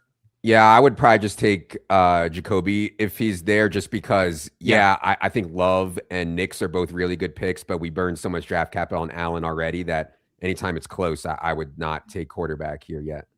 Yeah, and then like you said, we have flexibility of this drafter's probably not going to take both of them. Do you have a preference, Love with Kraft or Nix? Love does go, but Love went. It would have been Love for me. I think pass rate is going to spike for Green Bay, but yeah, it would have been Love. But I'm the only other consideration would be, would you want to go a third running back here instead? Yeah, I'm fine with C-Rod if you want, but if not, Nix. All right, let's do Nix and see if we can pull this off, catching up at running back. I mean, we have the 2 high-end guys there. We just know that by the next time we pick 131, it could get a little dicey. Oh, it's going to be brutal. Yeah, I mean, it's going to be brutal at running back, but, we used our first 2 picks at running back, so I could see it. You can always do, like, does Malik Willis get back? Like, anytime I'm like, man, like, I took Bo Nix, that's great, but I'd rather just get Malik Willis like around later. You know what I mean? And just like play it naked and figure it out. But And I think what's hard about it is if there were a running back you really felt good about, you do it. But then if you're May on them in the first place, I guess, who would it have been? We see Gainwell come off the board. Brooks, I think the ETR ranks like Aaron Jones there. C-Rod, you mentioned. yeah, it would have been, for me personally, it probably would have been C-Rod first. I know he's been hurt at OTAs. I'm talking about that on Market Monday today. Then Gainwell, then Brooks. And Aaron Jones would be in the mix there too. I'm talking about Jonathon Brooks on Market Monday too. I'm shocked people are like so excited about this dude, but yeah. I assume most of you guys already subscribe and consume Market Monday, but make sure you guys have the ETR podcast in your feed. Also can get the video version, quick 15, 20-minute roundup from Adam on all of the ADP movement. What are your thoughts on the Jags wide receivers? I was actually writing about them in the Fantasy Life newsletter the other day. Myers is kind of like the forgotten one. Like all the conversation is around Brian Thomas, Parker Washington right now. Obviously, Travis Hunter is the cheapest of the bunch. But Myers, man, you guys are ahead of market on him, and he is left out of the conversation most of the time. I mean, I think he's likeliest to play the most snaps and run the most routes. I don't think Parker Washington's going to be the one that runs the most routes out of the slot when they go to two wide receivers. Now, that doesn't mean that Parker Washington can't outscore Jacoby. Brian Thomas, man, I honestly don't know what to think on Brian Thomas. I've kind of just like thrown my hands up and just been like, you know what, man, I'm going to like be at average on him. Like, and I'll just figure it out. I really don't have strong takes, and I think that's okay, but I think it's going to be flat. Like we have Travis Hunter getting targets and two tight ends getting targets and, Tootin and Kent Allen getting targets. Like I'm hard pressed to think it's going to be concentrated. So like the ambiguous backfield thing is I'll take the cheapest one. And that's probably Jacoby Myers, right? Yeah. My takes have been more on the pulls as it relates to Parker Washington's, steam coming and then how cheap Hunter remains, and that you just have such a wider margin for error with Hunter at his prices than you do Parker Washington, who I feel is almost close to what you need to happen. And if Hunter hits in any way whatsoever, I think it really diminishes Parker Washington's chances of paying off a 5-6 turn ADP where you start to see him go these days. For sure. All right, back on the clock in a second. Goddard and Kincaid both here. Goddard by ranks, but Kincaid with this stack. Yeah, we have to take Kincaid here. I just wanted to note that, like, I think knowing that Malik Willis got back here, I think the Bo Nix pick is pretty bad. So, okay. But yeah, Kincaid for sure. So we're going to be in really good shape at quarterback and tight end. So if I filter just to running backs, wide receivers, like we're already to Pacheco, Brian Robinson. So it's probably a wide receiver here. And then we just crank Green down the stretch. God. Yeah. We messed up. We it should have been running back there over Bo Nix for sure. Yeah. Do you Coker, Omar Cooper? Who do you like? I'm a cokehead there. We have Tate, We have Tate. Yeah. But yeah. Yeah, it's just like you can't pass on running back there for Bo Nix because like you see what happens. Now we're like really screaming. And there were some reasonable running backs, again, Gainwell, C-Rod, Aaron Jones, Brooks, I think all would have been fine picks. Let me just say this. I think we can I agree with you. I think going back, the Bo Nix was a luxury pick we probably didn't have, but we still have 2, 4, 6 picks. We have 2 high-end running backs that we know can carry us.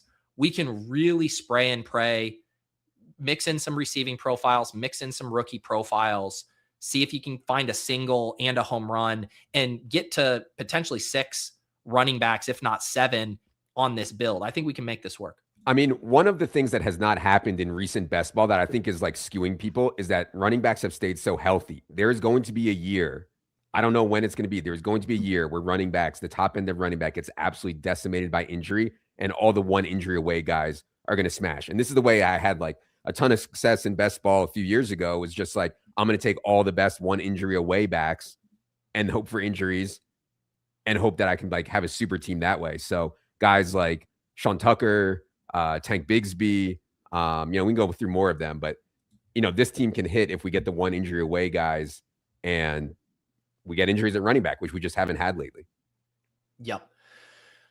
All right. Let's see what we can do here. We definitely dug ourselves into a hole. 2-2-6-2, set at quarterback, Allen and Nick, set at tight end, Kraft and Kincaid. The interesting thing with the wide receivers, Ted Arroyo, DJ Moore, Jordan Tyson, Cortland Sutton, Jacoby Myers, Jalen Coker. I mean, do you agree that with 6 more picks, we're probably 5 running backs at a wide receiver, and you're like a 2-7-7-2 here? Yes. Unique builds here in BBM has I'm sure people are going to snipe us if I say guys' names, but I don't really care. I'd say Keaton Mitchell would be a guy that I'd love to have if he hasn't gone yet. Keaton Mitchell. He did go. Yeah. Dude, when we were talking about him, someone in the chat revealed they had 80% Keaton Mitchell, and my head almost fell off. The Keaton Mitchell steam is real at this point. Yeah, we should have gone Mitchell over Coker. I can't draft like this, Pete. I got to be honest. I can't draft without seeing a board. I'm a star method guy. I can't draft like this. What if I tell you every pick and you write it down on your big calendar in there, and then you could just reference your calendar? Oh man. No, I'll take this on me. Don't worry about it. Brian Robinson has been at the top here. Algier, Tucker, Spears, Kamara. Do you have a favorite of these? Yeah, I would probably just go Algier first here for ADP and then see what comes back. Yep. All right, we'll grab Algier here right around ADP. Solver is still liking Bryce Young here, but I don't think, even with the double, I think we're pretty much set at quarterback. Yeah, I mean, you can adjust correlation on the solver to how much you want. I mean, if you have correlation cranked up, which I think you should, it's going to try to get you to take Bryce, but I don't think we can take 3 quarterbacks here. So then the question here, like if you wanted to do the last wide receiver because you really like I think our last wide receiver should be Pat Bryant. So I think running back. Okay, Spears, Brian Robinson, Sean Tucker. Those are the top 3 by ranks. I think Sean Tucker, I would IKBR rank a little bit here just on there's something off to me with Bucky. I'm going to talk about this on Market Monday, but like there was something off with Bucky last year. So it just doesn't feel, not just on the field, like just something feels off with Bucky to me. So yeah, is it all, like, I don't want to cannibalize your show, but is it all just the Bulls quote, the seasonal, like it could be fall, it could be summer, there's something else? Last year he was expected back in like a month, and then he doesn't get back for like 3 months, and there was something more going on there, I think, than just the actual injury. And then he has to have more surgery. They took him out on the goal line in spots where, like, I don't know, like there's something off. There's something off. So yeah. Are you pushing up Gainwell a bit? Like you mentioned Rodriguez over Gainwell in that spot. Do you think Gainwell's stuff remains similar without Bucky, and it's just Tucker who really sees the big jump? Yeah. The way the Eagles used Gainwell, like Steelers, they didn't care. Like they didn't think anything about Kenny Gainwell. And then he goes to the Steelers. Oh, yeah. And then he goes to the Steelers, and like they turn him into this like superstar. I don't know if that's Aaron Rodgers, who loves to throw to the running back, or Art Smith, who loves the running back position. But I'm just a little scared that like Kenny Gainwell isn't that guy. That said, yeah, if you're bearish on Bucky, you should be high Gainwell, like especially on DraftKings where it's full PPR. But yeah. Yeah, that is, I hadn't really thought about, we all just have in our head the Gainwell experience on the Steelers, which was just such an unbelievable role. But as someone who drafted a lot of Gainwell on the Eagles, thinking that thesis would eventually play out, and it never did, you could definitely see getting more of that version of Gainwell. I get, like, do you think the contract or how much they paid for him would indicate that it's more Steelers Gainwell they're looking for than Eagles? For sure. Yeah, it was a lot of money, and it was like right at the beginning of free agency. I mean, they clearly really wanted him. So yeah. All right, let's talk through this pick at 15. We have a 2-4-6-2. We know we have one more wide receiver bullet to spend. Otherwise, we are just spraying and praying at running back. By rank right now for running backs, Katron Allen, I don't know if we do Ray Davis on a James Cook build, Singleton, P. Ryan, Emmanuel Wilson. So definitely different texture there.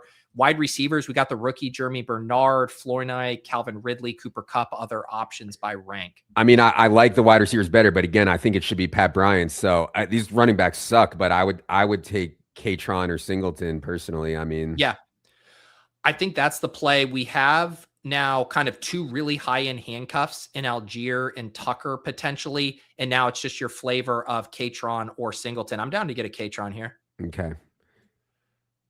We grab him as our 5. And look, I mean, it felt really gross 3 rounds ago, but you add Algier, Tucker, Kerrane to a Cook Genty.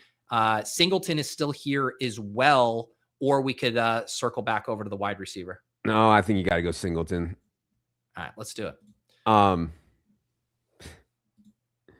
Yeah, I wish we could have gotten Tank Bigsby too. I took him in a 5.55 yesterday. Just like he is such the direct backup to Barkley. Like I know people are going to talk about Will Shipley.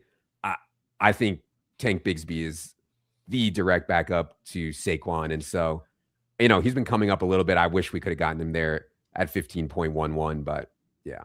It's funny you say that because we talked about this a few weeks ago on Off and On the Clock with John and Nez, and I was like, what do you guys think the Bigsby touch projection if Barkley misses time? Like, what would you have him at per game, bro math projection on touches? Yeah, I don't think he would catch the football very much, but I think he would get all the goal line work plus maybe 14 to 16 carries or something.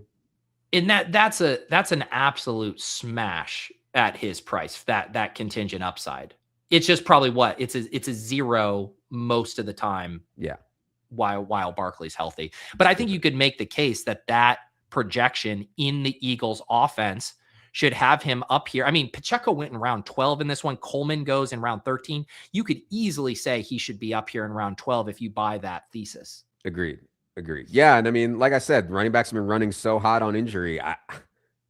Maybe this is the year that running backs, if there's more chaos than we've seen the last couple of years at running back. Curious about the, we were talking about Pat Bryant late. I also love one of the things I like about the ETR ranks is you can see the drafted percentage. At what point do you start maybe thinking like, do I want to be all in on Pat Bryant? Would I sprinkle in some Mims? Would I consider that Troy Franklin shouldn't be left for dead? Curious how you play some of those spots over the course of the summer. Yeah. I think if you're doing like, I'll probably only do somewhere like between 100 and 120 drafts. If you're like fucking Davis and you're doing 3,000, then I'd be mixing in more Mims and Franklin. But yeah, I think to me, like they wanted Pat Bryant. I was at that game, the Bills Broncos playoff game. And I mean, Pat Bryant, they came out with a huge plan to get Pat Bryant involved. He had like the first 3 or 4 targets of the game, if I remember correctly. And then he has a concussion. So I think he's the best player out of all 3 of them. Well, and I guess the nice thing here is I pulled this up just to show it looking at the estimated ownership, obviously Waddle and Sutton, but Franklin actually has one of the higher ADPs. So you don't even you're still getting Bryant at an ownership discount. He's pacing for 30% right now, which isn't bad. Yep. All right. 2 more picks here, Adam. You want to do the Pat Bryant thing, who we just talked about as one of our wide receivers? Yes. I'll put him in the queue just to give us time. The running backs based on rank, you got Kerrane, you got both of the Niners backs, you got Braylon Allen, Giddens, Mike Washington, Claiborne. I take Kalen Black here. I know there's been speculation from the beat writers that Jordan James is like ahead. I don't really buy that. If they really like Jordan James, I'm not sure they would have gone round 3 on Kalen Black. So I think people have a really bad taste in their mouth on all these mid-round San Francisco running backs. I get that. If your thesis is Christian McCaffrey is going to get hurt, then like, let's take some swings, man. Yeah. So yeah.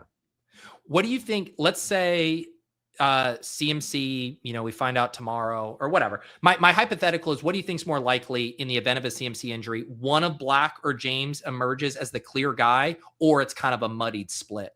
Probably a muddied split, although that's not Shanahan's really history. I do think it's important to note that Garendo tore his pec and is going to be out for like all of camp. So I don't even think Garendo's really going to make the team. He'll probably start the year on PUP. So it's really just Black versus James. Black has more draft capital. I know the prospect bros hate Black, but like I'm more of a draft capital guy than a prospect bro guy. So yeah. I know it's so fun. Like the Niners make it such a tough eval because generally you're like, man, these teams, when they ignore consensus and they go out on a limb to make a pick, they want to save face, right? They want to prove that they were right. They didn't make a mistake. You even see what the Bills did with Keon Coleman, like keep trotting him out there, make it happen, make it happen. On the other hand, we know Shanahan is so finicky with his relationship with rookies. He quickly put Ayuk in the doghouse back in the early stage of his career. Like, he is not hesitant to banish these guys to the shadow realm despite the capital. I remember Joe Williams. Remember him? Like, they've done this before. So I don't know which one of those to weight more. Oh, for sure. I mean, we could take a 0 here on Kalen Black for sure. But yeah, I mean, people are so convinced Christian McCaffrey is going to get hurt. I feel like if they really think that, then these 49ers guys should be going a little bit higher.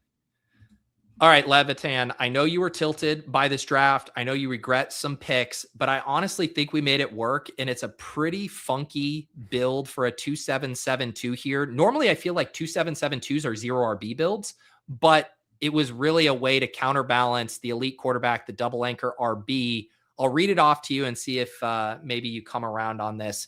Josh Allen and Bo Nix at quarterback. James Cook, Genty, Algier, Sean Tucker, Katron Allen, Nicholas Singleton, Kalen Black at running back, Ted Arroyo, DJ Moore, Jordan Tyson, Cortland Sutton, Jacoby Myers, Jalen Coker, Pat Bryant, and Tucker Kraft and Dalton Kincaid at tight end. What do you think? Yeah, so I think my issue is that we're going to take too many zeros at running back. And like, yeah, I mean, there's going to be a lot of games where we're only getting, especially early in the season, we're probably only going to get points from Cook and Genty at running back. And I think on underdog, which I think, skews more running back centric, that's tough to swallow. I don't hate our wide receiver room, but I'm not like super excited about either. Maybe we should have gone with T Higgins, and then we could have had Tate or Burden or something like that also there. But yeah, I mean, like, if you're doing 150, if you're doing thousands of drafts, I don't think you can show up with 0 Josh Allen, DJ Moore. Like, that seems really irresponsible to me. So I think this was a spot where you could get Josh Allen. And yeah, the Bo Nix thing was for sure bad, knowing that you can get Malik Willis or Daniel Jones later or something like that. We didn't really get to talk about DJ Moore, maybe outside of the context of this team, because I don't think anyone disagrees with stacking Allen with Moore. But how are you thinking about him?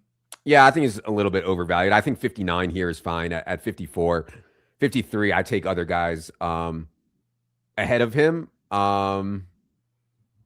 Yeah, I'm just not sure how good DJ Moore even is here. He had that one huge season with Fields.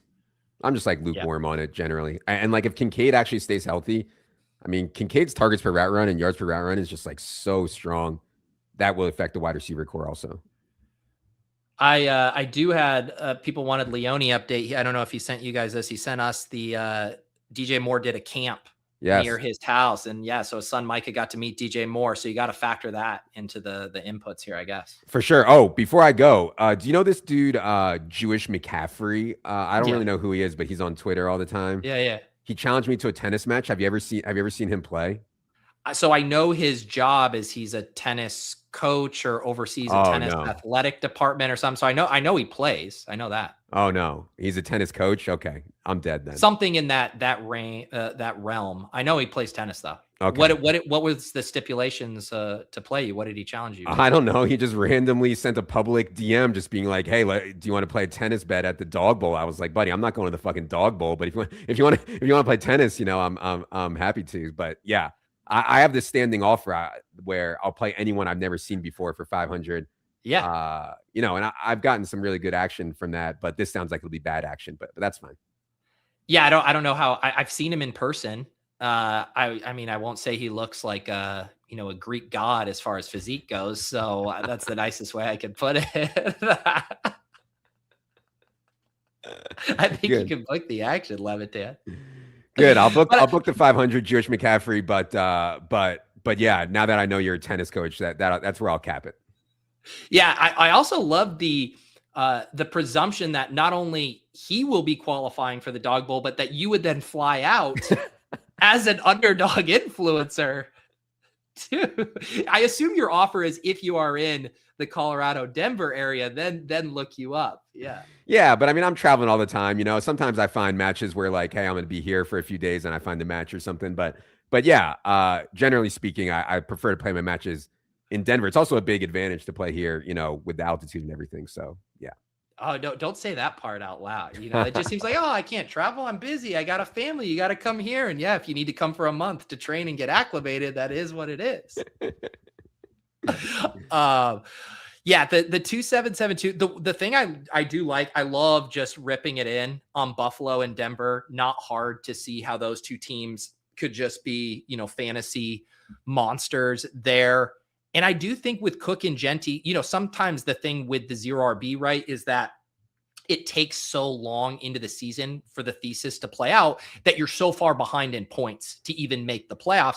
But with Cook and Genty, like 30 balls are in play, getting out to a fast start, and then you're just hoping a rookie hits, an injury thing hits. I think we have enough firepower here. Yeah. And I mean, you can get by on underdog easier. Like, let's say Genty has a bad game, but Cook has 30. Like, that's way easier to overcome on underdog where scoring is lower than on DraftKings where you need, 150, 160 most weeks to keep up. Yep.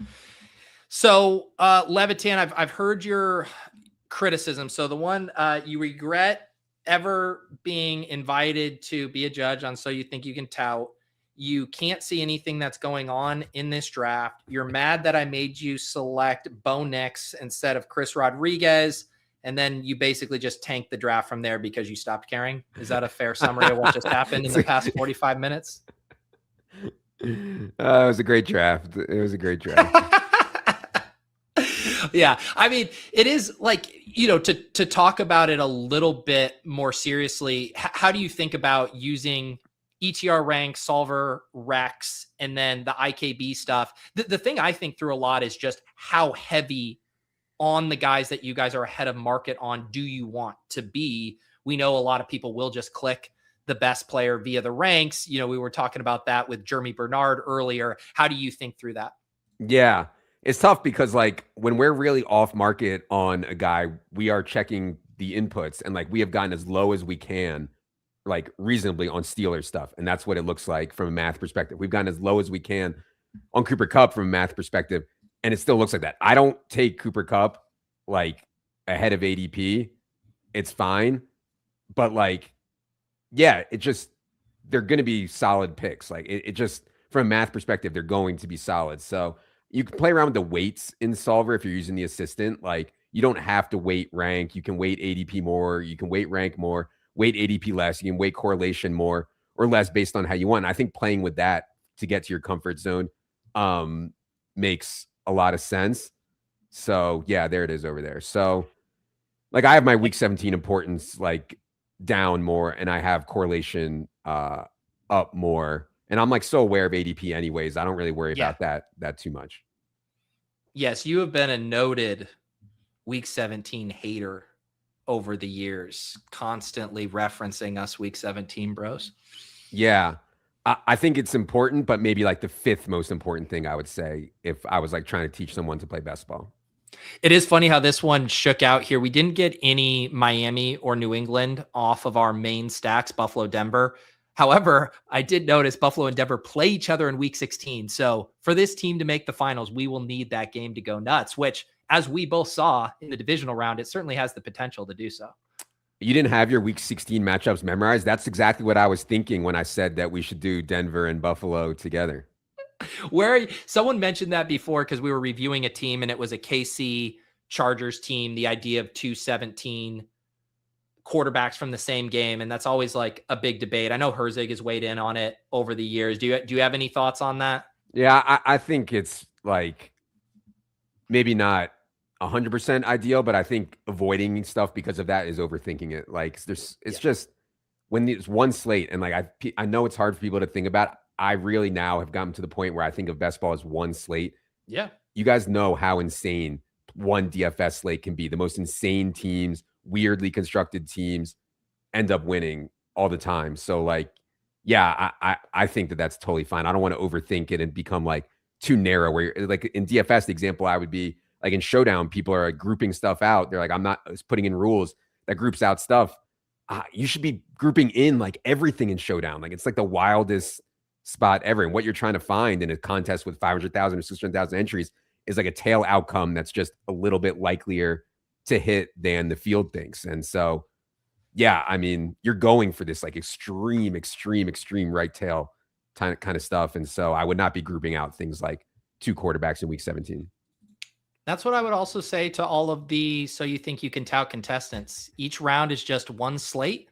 There's a lot of variance. Maybe Levitan wants to click off. Maybe Silva is thinking about the titty bar. And there's a lot of variance into those things they're feeling in the moment.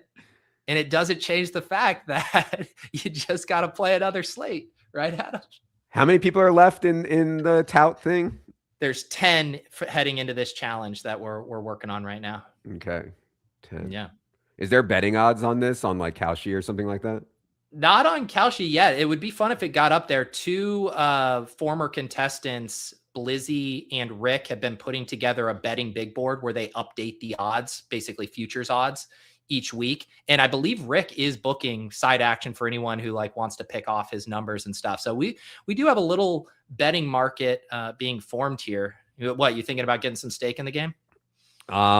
I mean, I can only become engaged if I can bet on it. I have such a sickness. So if I'm going to watch the final few episodes or whatever, I need to bet on it to keep myself engaged. I like that. You know what? I will, it's too much of an integrity risk for me to book action with you, but will someone book action with Levitan just so I can get him invested in the show? That's what I need.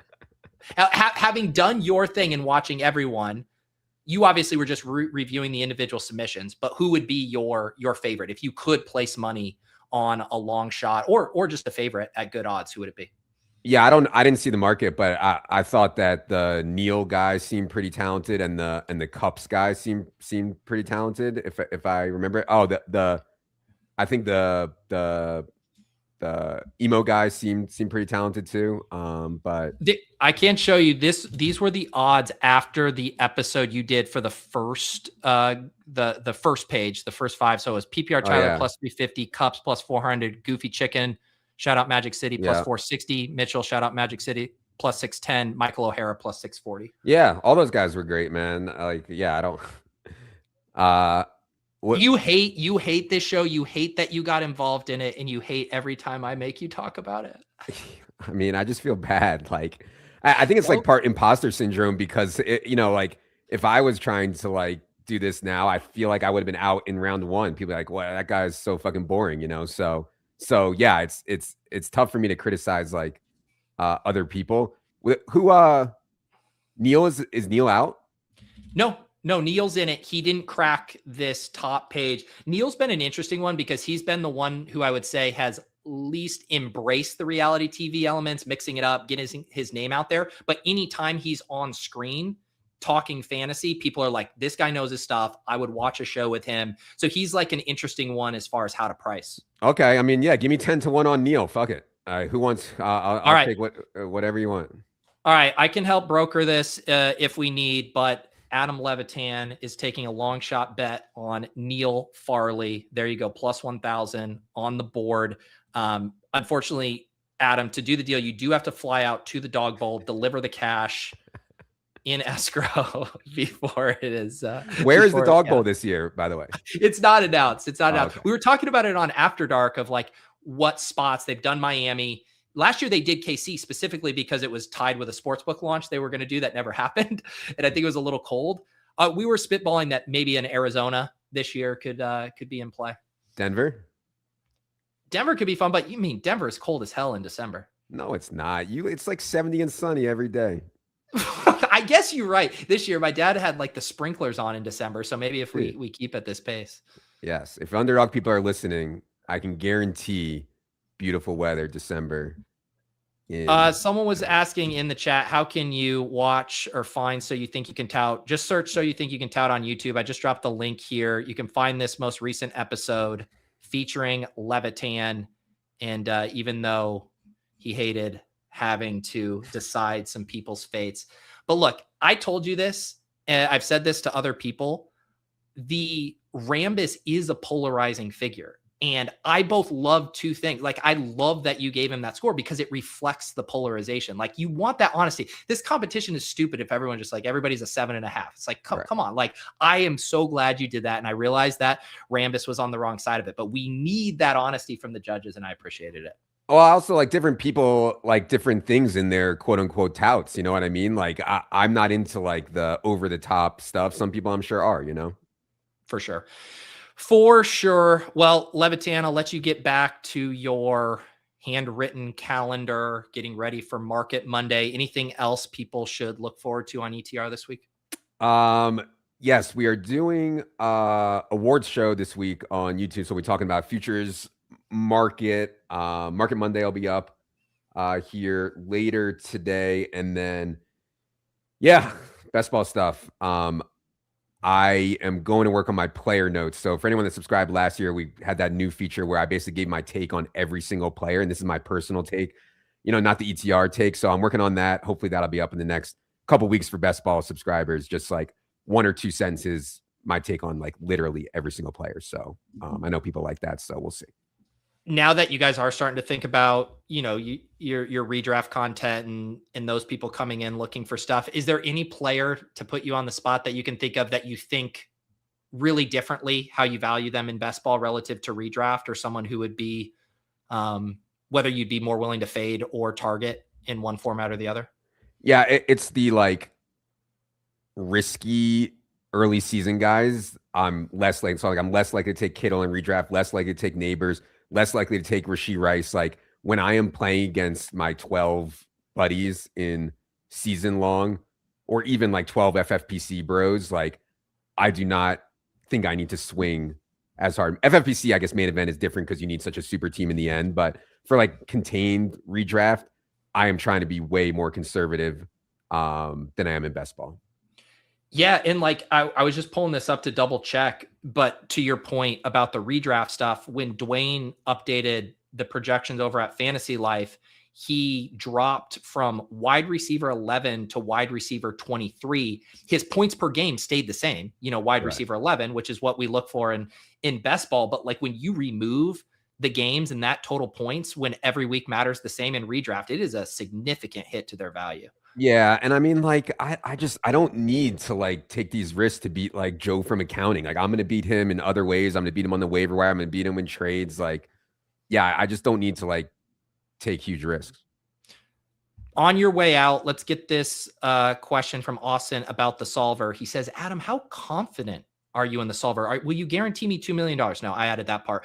Would you use it for half the drafts and maybe entertain the sidekick for the other half? Of course, referencing Kerrane's thing. How would you go about it? People want to know the battle here. What's the value out of the solver? I've obviously talked about it, but let's hear it from you. Well, I think that people who ask this question are thinking like, I'm just going to take the 10.0, the solver suggestion every time. That is not the way that I would suggest using it. The way that I think is the best way is to make sure that you are not missing anything when it comes to correlation, ADP value, ranked values. So like if you're doing a bunch of drafts, you're tired, you're doing a bunch of drafts at once, whatever, like when I have the solver up and make sure I'm not missing anything, it does not mean that I take the 10.0 pick every time here. So I think it's great for that, for making sure you don't miss anything. And you're making like good, solid teams. Draft capital bucket thing I think is super important. And then the other part of it is just like understanding what you have and the combo thing that Pete brought up. I messed this up so many times through the years where I have the same combos over and over again, like 80% of round 1 and round 2 together. Like I need more diversification in my lineups for the fantasy playoffs. My advance rates are always like really good. I need more diversification in the playoffs so I can't get fisted by like a 50 ball from Kyle Pitts, and like have my whole season ruined by that. So I need more diversification. I think solver, having that up on screen while I'm drafting certainly helps. And also there's like a lot of tournaments that are like $3, $5, $10, $20, whatever. I can do 5 drafts at once with the solver or 7 drafts at once. I cannot do that in other ways. And I think it's important if you want to get volume in like that. And that's I would say the twofold thing. If you are doing a shit ton of slow drafts, it really helps lessen the mental fatigue of reorienting yourself to every team over and over. You get a quick kind of like, all right, this is a running back needy team. These are best available. It allows you to scale up that play in a more viable way. And then on the clock, same with me, like we're juggling all these things. We're talking through picks. We're seeing what opponents are doing. And that's like, oh yeah, like I forgot that we had Sutton in that draft. And I was like, why is it suggesting Bo Nix? And I'm like, oh, okay, maybe we just be done with quarterback. Maybe we regret that. But I like that it catches the things that we might miss when we're factoring in a bunch of variables on the fly. For sure. And like when I do high stakes stuff, like I am locked the fuck in. Like I do one draft and like, yes, I have solver up, but like I'm doing one draft, I feel like I don't need it as much. It's more for the volume, and I look at it so much for my exposures and my combo exposures. Yep. And as Greg says here, immediate exposure and combo tools are awesome. Love the new resizable overlay. You guys see it on stream whenever I draft. You can get 20% off the solver with promo code Pete. We're going to get Adam on his way. We have tortured him enough for one Monday morning. We will see you next week. ... Baby. Levitan, always great drafting with you. All right, buddy. Be good. Have a great week. Peace, man. All right, there goes Adam Levitan from ETR. Go check out Market Monday today. Sam Sherman is going to be joining me shortly for a draft. Catching up on the chat, Rickadoozle says he will book Levitan. Yeah, make that happen. Levitan's not messing around. I think he'll book that action there if you'd like. One thing I did pull up on the screen, and I just want to let you guys know. So every week I write a personal newsletter. It's called the P.O. Box newsletter, and generally doing either writing about something that's on my mind or doing a recap. Last week was a big content week, so I basically recapped everything going on with the show. So if you feel behind with So You Think You Can Tout, other content being made, this is the best place to get the digest here. I write it every single week. It generally goes out on Friday mornings. I'm going to drop the link down here below, completely free. Drops in your inbox there, like I said, on Friday mornings, and a really good roundup of everything that happened with So You Think You Can Tout last week. Please subscribe to that. And also, of course, the Fantasy Life newsletter. I am writing that right now 4 days a week. I'll be writing it 5 days a week starting in July. Again, free loot newsletter drops in your inbox every morning around 7 a.m. Quick roundup of any big news, links to all the Fantasy Life content, all of that good stuff. Water cooler section with all the news you don't want to miss. Fantasy Life newsletter, P.O. Box newsletter. Stay up to date with everything going on within my and the fantasy football universe. Rickadoozle says he is listening to the show on 2x speed. Yes. At least I think you could maybe listen to me at 2x. It's someone like Wells Forney, our friend from TikTok, who basically talks at 2x speed, that I don't know how you could do it. Was it someone saying recently they listen to stuff at 3x? I know we have this conversation like once or twice a year, but I have done some 2x in my life. I don't think I've ever gone over 2x. Everybody just starts to sound like a chipmunk, and I don't retain any information. Greg wants to get the betting odds going for Sam Sherman's bicycle placement today. That has been one of the big Easter eggs on Best Ball Breakfast over the past month or so, is where will Sam's bike be? Place your bets now. To be clear on the Jewish McCaffrey reference, it wasn't fat shaming him. He's actually very skinny. I think if I were to not be polite about it, I would just say if you saw him, you wouldn't think he was an athlete. As you guys just push me to be more specific with my criticism, Jewish McCaffrey is not fat, although I haven't seen him in a while. Maybe he is. All I know is that I know three things. He types on Twitter a lot. He loves underdog best ball, although he said he was going to boycott it. Now he's back drafting it again. And then I know that he either coaches or oversees some kind of tennis program. And I know that he looks like a normal dude. I guess I know 4 things about Jewish McCaffrey. You guys are really getting me to dig a JMC style hole today, aren't you?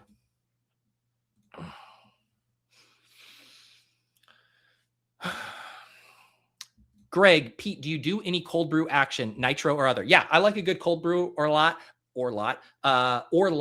I've been doing some iced lattes a little bit, do a little almond milk, espresso in there in the summer. But yeah, we're getting close to cold brew season.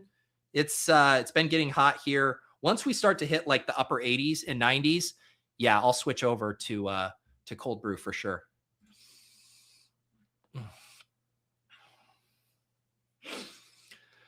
All right, let's see here. Someone asked too about, Chris asked, how are you on the 49ers offense? How in are you? Obviously Shanahan, someone to justify BBM bullets on, but the players themselves having question marks. Is it a build you tend to fade or balance? You know, I would be remiss if I didn't bring up the first ever Brock Purdy fan in the history of fantasy football to discuss this question. Welcome, Sam Sherman, to the stream. Do you want to talk about the 49ers offense? How are you feeling about them in Brock heading into this year? I'm feeling great about the 49ers offense going into this year. Always been a huge Purdy fan. I think he's a fun quarterback. You can stack him up with the pass catchers. You can take him, I think, solo at the right ADP build. He can give you enough rushing there. So, yeah, I'm pretty high on the 49ers. I think the question is, right, like with McCaffrey, Evans, and Kittle, like, can these aging veterans hold on for one more year? Or do they concede touches, targets to the likes of, some of these backup running backs, Jordan James or Kalen Black? Does Stribling or Ricky Pearsall sort of take a step? It's an interesting mix of like younger players and established veterans on the offense for sure this year. Do you think there is, I know these are always tough questions, but do you think it's like the rising tide lifts everything? Or do you think there could be a winner or loser between like the Stribling Pearsall dynamic? I think obviously Kittle and Evans will get theirs when they're healthy. Yeah. I think the prices, in my opinion, are cheap enough that I am not worried about like getting over concentrated on the 49ers. Like in the past when it was, Kittle in the 4th or 5th round, Debo and Ayuk both, in the 2nd and 3rd round, McCaffrey in the 1st round. Then I think there were some questions of like, how can all these guys pay off these costs? But it's really, obviously McCaffrey is still a 1st round pick. Evans is somewhat expensive in the 4th. But then after that, it's like all these guys are really cheap. Pearsall is going at pick 100 or so. I think that's a really good value for the upside he flashed last year. Kittle, around 120, cheapest we've ever seen him. And then Stribling is like a later round dart. So yes, I think there will be some like winners and losers to answer your question, but these guys are cheap enough that I think their prices more than factor that in. Yeah. It's funny when I was thinking, how the whole joke is it's never priced into the market, and AJ Brown now going round 2. Brandon Ayuk might be the biggest test of this of all time. When Brandon Ayuk, whatever happens with him, once he's off the Niners, do these other guys shoot up, or is it truly baked in that Brandon Ayuk is not playing on the Niners this year? That one I think is the ultimate test. I will be stunned if the market reacts to that news, but I've been wrong before on that. They seem to always double count these type of things. So yeah, I truly think, Sam, the day let's just say he's released, he signs with the Commanders, whatever it is. I think you see Ricky Pearsall go at pick 80 at a draft. I dead ass think you see him jump 20 spots like an hour after that news happens. Oh my God. Did you see the Brandon Ayuk Instagram video over the weekend? Yes. I should pull that up on stream because then everybody was doing the fat memes. Belt. But yeah, fill the people in on what the video was here as I pull it up. Yeah, he had a long rant. Yeah, the belt is coming. He like made this analogy how like the 49ers are like the kid who doesn't get picked at recess, so they run away with the ball. And somehow that's like an analogy for how he's being treated in the situation. There's some logical jumps to get there, I think. But yeah, he clearly is pissed off at the 49ers. I saw some people interpreting it as like, oh, he clearly has a chip on his shoulder. He's clearly motivated by how the situation with the 49ers went. And he's like motivated to prove them wrong. Maybe. I think also I'm just like kind of worried about Ayuk's grasp on reality and his situation. Yeah. Like I don't know, man. There's like there's levels to it, right? There's like the old wide receiver one, the AJ Brown version, which is the enemy speaks quietly and holds a knife kind of thing. This is more like getting post or late stage Antonio Brown vibes. Yes. Of like the crash out is more imminent than anything here. It does remind me of like one of the original Antonio Brown crash outs was like the whole Raiders situation. And he was like on the laptop and it got announced that they were releasing him and he like runs out of the room, like celebrating. Like it was kind of like that type of vibe going on. With what was the thing? I jogged my memory. What was the thing with him having like a frostbite or like his foot? Oh yeah. Remember that? There was that. Oh yeah. What was that? There was something with the foot, and there was also the helmet thing too, right? Like where he wanted to bring his own helmet to practice and the Raiders staff like wouldn't let him wear his own helmet, and then he like left practice because of that. There were a couple incidents. His Raiders tenure was very, very colorful for how long it lasted. Yeah, let's hope that we don't end up with Diggs on the Raiders, because I feel like he could just run back that. He's got the playbook. Yeah. All right. Yeah. Sam and I are going to draft as we are known to do. I tipped you guys off in the Discord that are YouTube members there in the Best Ball Breakfast channel. 2 more though, and we are now filled here. Sam, let's see where we are going to draft. Have you been drafting at all? Getting any cardio club stuff in lately? I have done a couple drafts over the weekend. Yeah, probably 3 or 4 since last time we chatted. I also did get the people in the stream. I don't know if they've commented on it yet, but I did finally use the bike this weekend. That wasn't a cardio. They were wondering where it was going to be moved, and it is above your head this time. Yeah, it's slightly moved. I actually took it out, 30-mile ride, first of the season. So yeah. But what do we got? 3 spot here. I think we've been in like spot 3 to 6. I feel like every single I'm at least getting to the point where I'm getting some variety. I had a while where I wasn't getting any mid to late slots, finally getting some of that. 3 though. Yeah. Do we have a chase? We might have a chase, right? Maybe. I feel like we definitely have a Puka JSN. I know we took JSN last time as, the anniversary of the $2 million stream. Had to get JSN back on the team. But yeah, I don't know if we have a chase. I think I've kind of just like defaulted to ADP with this top 5 guys largely. So I think we should go with Chase here. Yeah. For some reason, I think it was just draft slot stuff. I have way more JSN because I was getting them at 5 and 6 a lot. I have 6.3% Chase, 6.3% Puka, but let's go ahead and grab Jamar Chase here. Are there any, I feel like since we last drafted, I mean, we've had a decent amount of news as far as we have the Jacobs and Bucky stuff. We have the Neighbors and Rashee Rice stuff, Kittle news kind of over the weekend. Anything else that's been front of mind for you as far as how you apply it in drafts? No, I think you hit on the big ones. I am still like largely playing it pretty conservatively with those fallers. I think Bucky is the one where he's like falling into a range where I'm starting to be interested around like pick 60. I've even seen him go in like the mid 6th in some of my drafts. I think at that point, like I was always kind of a Bucky fader when he was in the 30s. But at that price, like I think the risk is worth it. I've still been largely staying away from Jacobs, Neighbors, Rashee Rice. I think there's just like a lot of other good, breakout candidates in those ranges you can take instead. Yeah, like I had in my first draft, I had the decision at the 3-4 turn between Rashee and Tetaroy, and I'm just like, I'll just figure out this Rashee Rice stuff later. I'll catch up in August if I need to. I took Tetaroy.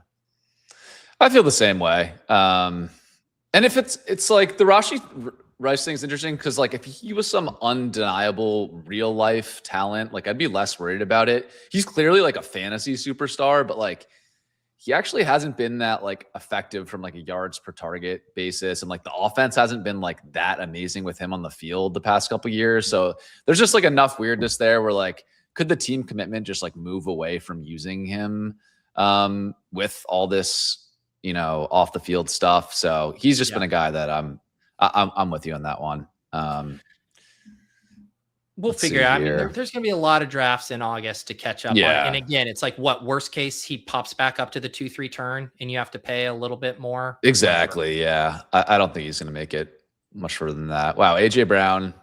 Ooh, yeah. Yeah, we did have this same decision, I want to say last time. Nico, Pickens, McBride, Olave. Who do you like here? Let's do Nico. Yep. We'll grab Nico here. Been seeing some chatter about George Pickens lately, and just, I feel like the conversation is he the Fugazi post-breakout wide receiver 2, late round 2 pick that we've had over the years with Waddle, Devontae Smith, T. Higgins, where they then kind of come back down to earth and you feel like you overpaid? Or is he different? Is he more of a 1B than a 2 to CeeDee Lamb is kind of the conversation? I think he is like a 1B. I get why he goes here. Dallas pass attempts. Like, I guess maybe the Bengals are the only team in the NFL that you would project to have more pass attempts than the Cowboys. They're just going to be so high in that category. And he did show some flashes of being like ahead of CD at times last year. I do just feel better about Nico. Okay, interesting here. I would probably go with Brees or McBride, one of the top two guys. Do you have a lean? I kind of prefer Brees. I mean, I just like my favorite. I've been faded.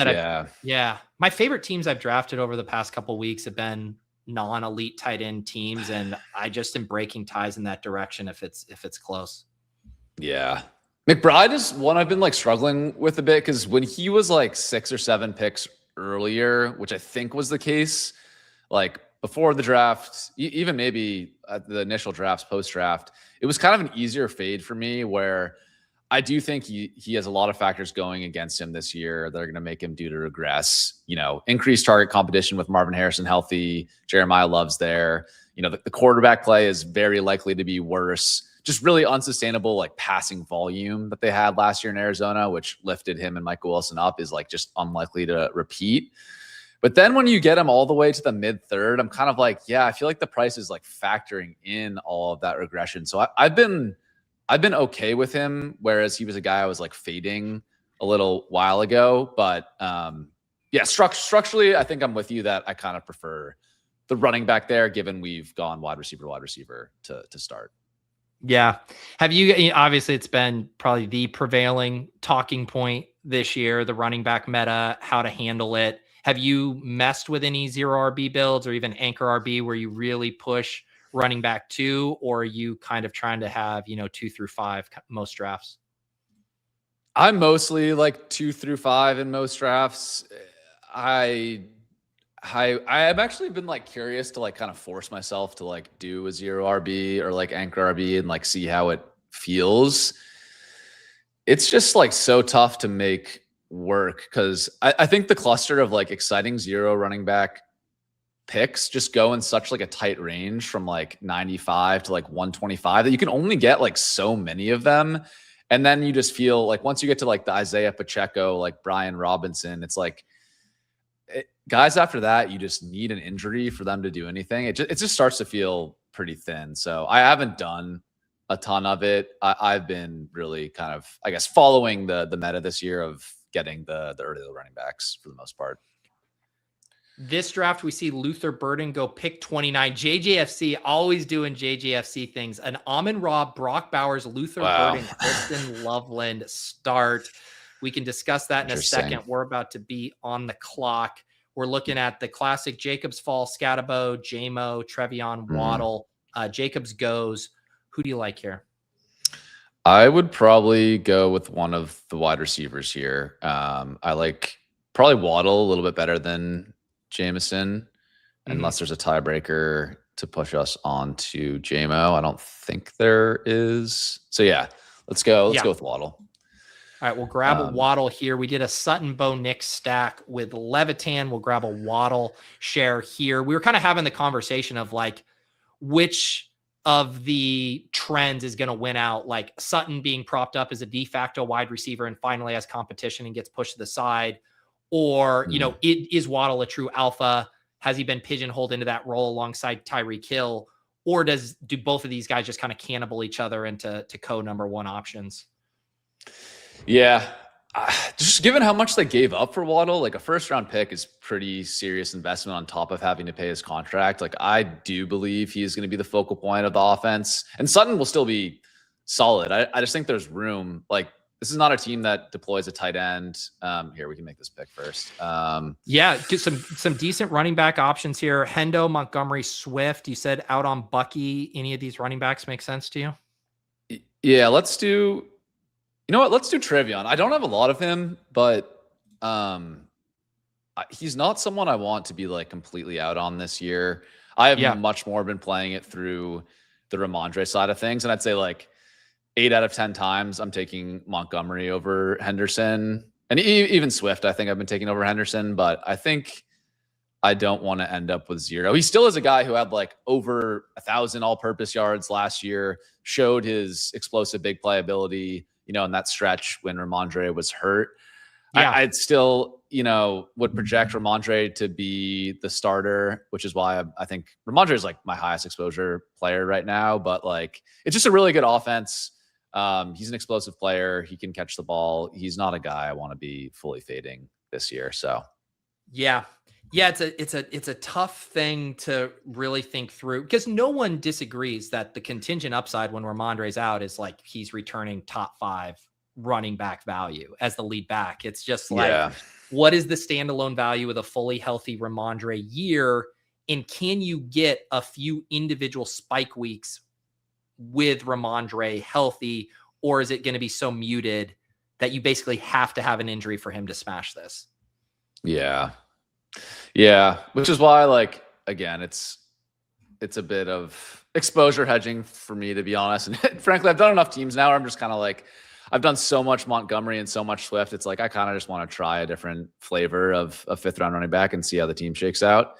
But I do think it's going to be a challenge for him to overtake Ramondre, but you never know. With young players, like, there's a certain part of me that's just like, hey, forget what happened down the stretch in the playoffs last year. Just zoom out and look at his rookie year stats.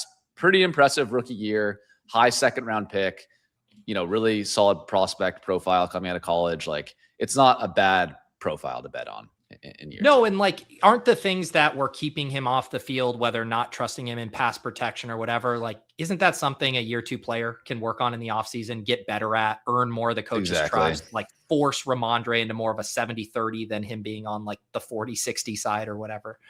Yeah. All right, we're about to be back on the clock. We got the 2 running backs, Breece Hall and Hendo, the 3 wide receivers, Chase, Nico, and Jalen Waddle. Chuba, I do have ETR ranks in here. You can stack up Burrow, Chuba, Hurts. Yeah. What do you think? I like the Burrow stack. I think, let's do that. Little bit past ADP. I guess not much, but a little bit of value there. Well, compared to last year when he was going at the 4-5 turn every time because of the exactly that 70 feels nice. Yeah, feels good. I mean, it's an obvious point, but just like the weekly upside of the Burrow Chase stack is just so fun in fantasy. Fun to have in the roster. So this room is wild because we have a double tight end room and a triple elite quarterback room. X-Spin goes Allen, Lamar, and Jaden. Wild. Back on the clock here, we're looking at like Pollard, Metcalf, Pierce, Sutton, Rico by ADP, Pierce, Warren, Metcalf, Pollard, Sutton. What do you think? I like Pierce here. Okay. Yeah. Pierce, I want to say we discussed him maybe a few weeks back, and we were kind of talking about, I think we defaulted to him in a spot like this again, and we were kind of hemming and hawing about how much should the injury uncertainty be pushing his ADP down versus him remaining a strong pick here. Yeah, that is something, honestly, like I need to keep reminding myself about that injury situation. Like, largely my understanding of that is it's not something that it should impact him. Obviously, you don't love to see a guy who's like missing time with injury recovery, but it's not something I expect to have a huge impact on him once he does get back on the field. And yeah, it's just like the big question with Pierce, right, is how do you project a role increase with him with Pittman gone? That takes up a huge role on the Colts offense of a guy who gets a lot of targets over the middle of the field and the intermediate area. Maybe you project that all to go to Josh Downs and Tyler Warren, but I do think some of that Pittman role is going to go to Pierce just with how they paid him and, willingly moving on from Pittman this offseason. So I do project a bit of a role increase. Very much a better and best ball guy with his big play upside. But yeah, he's not someone that, like, I think what is tough with him is like, I can't really sell myself on the like, oh, Alec Pierce is going to be like a 2nd round pick next year. Like there's not really the breakout upside in the way that I think you could sell yourself on maybe the Jaden Reed or some of the guys after that. But I do still think he's a solid pick.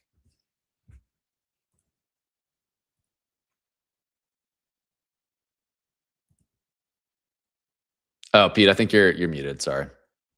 Oh, thank you. I was going to say, like, at least with Pierce, you do know what you're going to get when he is on the field. There isn't like a role thing. We like Reed, we like Josh Downs, even Metcalf with Pittman in the fold. I think there's a little bit of variance on what his role looks like this year with another wide receiver who's perhaps a better fit.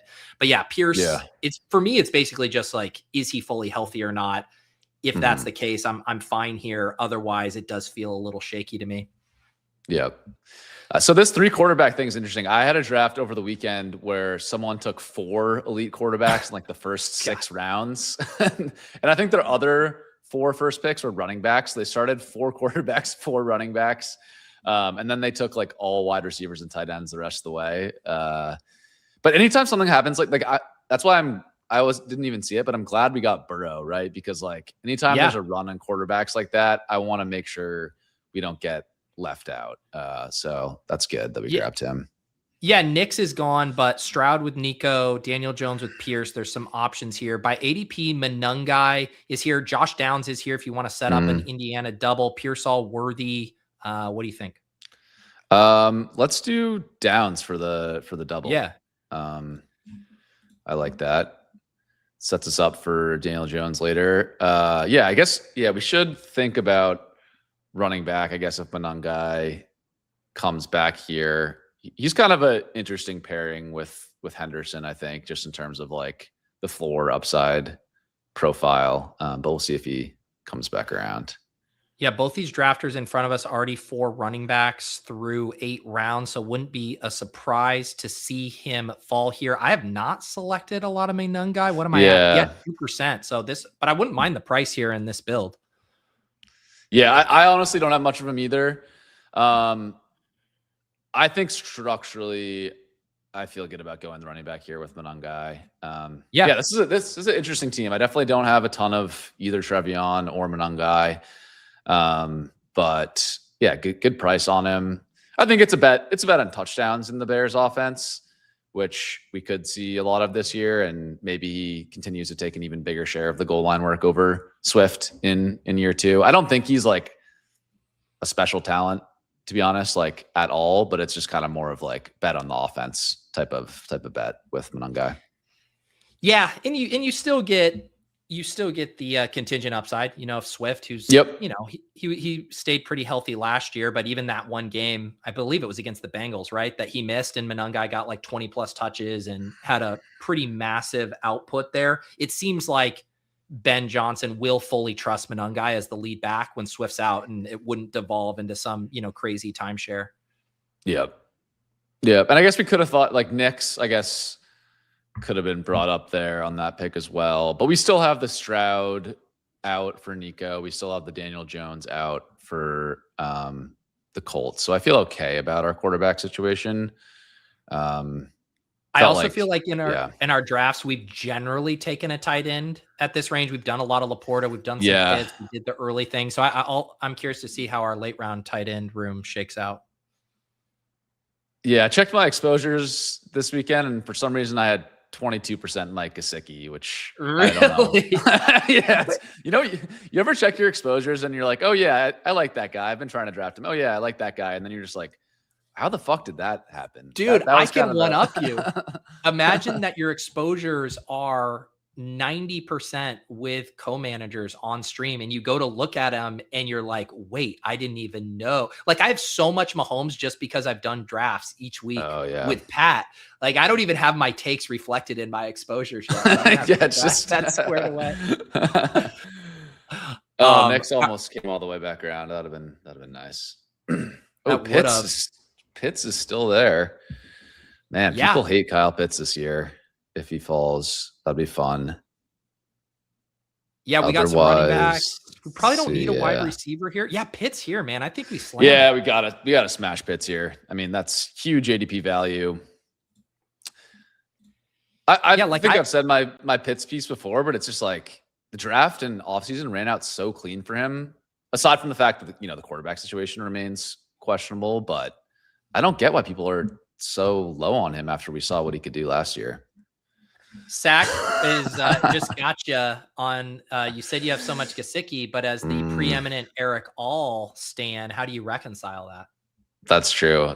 That is a huge oversight in my brain. I did actually see an Eric All. I saw some Eric All hype on the timeline the other day, so I might need to fire that take up again this year. I don't know. We'll see. He's back out there. So Jones ADP Ooh. 142. We can probably wait on that. Yeah. This is the tight end sweet spot. It's also a spot to get another running back if you like Rodriguez, Tracy, Bill, or Mason before that drop.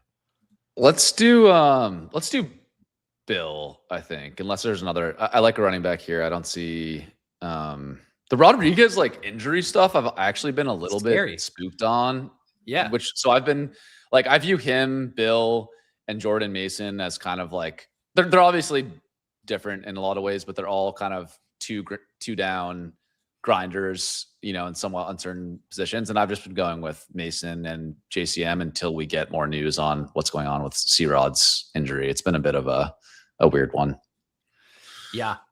Chat mentioning that we did lose Stroud there, which is fine, but we'll have to maybe get clever at quarterback depending on what goes down. But with Breece Hall, there's paths to Geno potentially.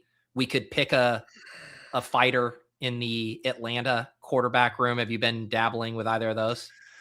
Only out of absolute last resort, but I did get forced into. I think I got forced into like I forget who my QB1 was. Say it was like Stafford, and then I had to do Michael Penix and Carson Beck in the last 2 rounds because all my quarterback stacks got sniped like 20 picks ahead of ADP. It was a disaster. But I'm team Penix there if you are forced to pick one. Yeah. It's Dan wants to know, needs Sam to tell us who is this year's Gary Barnidge?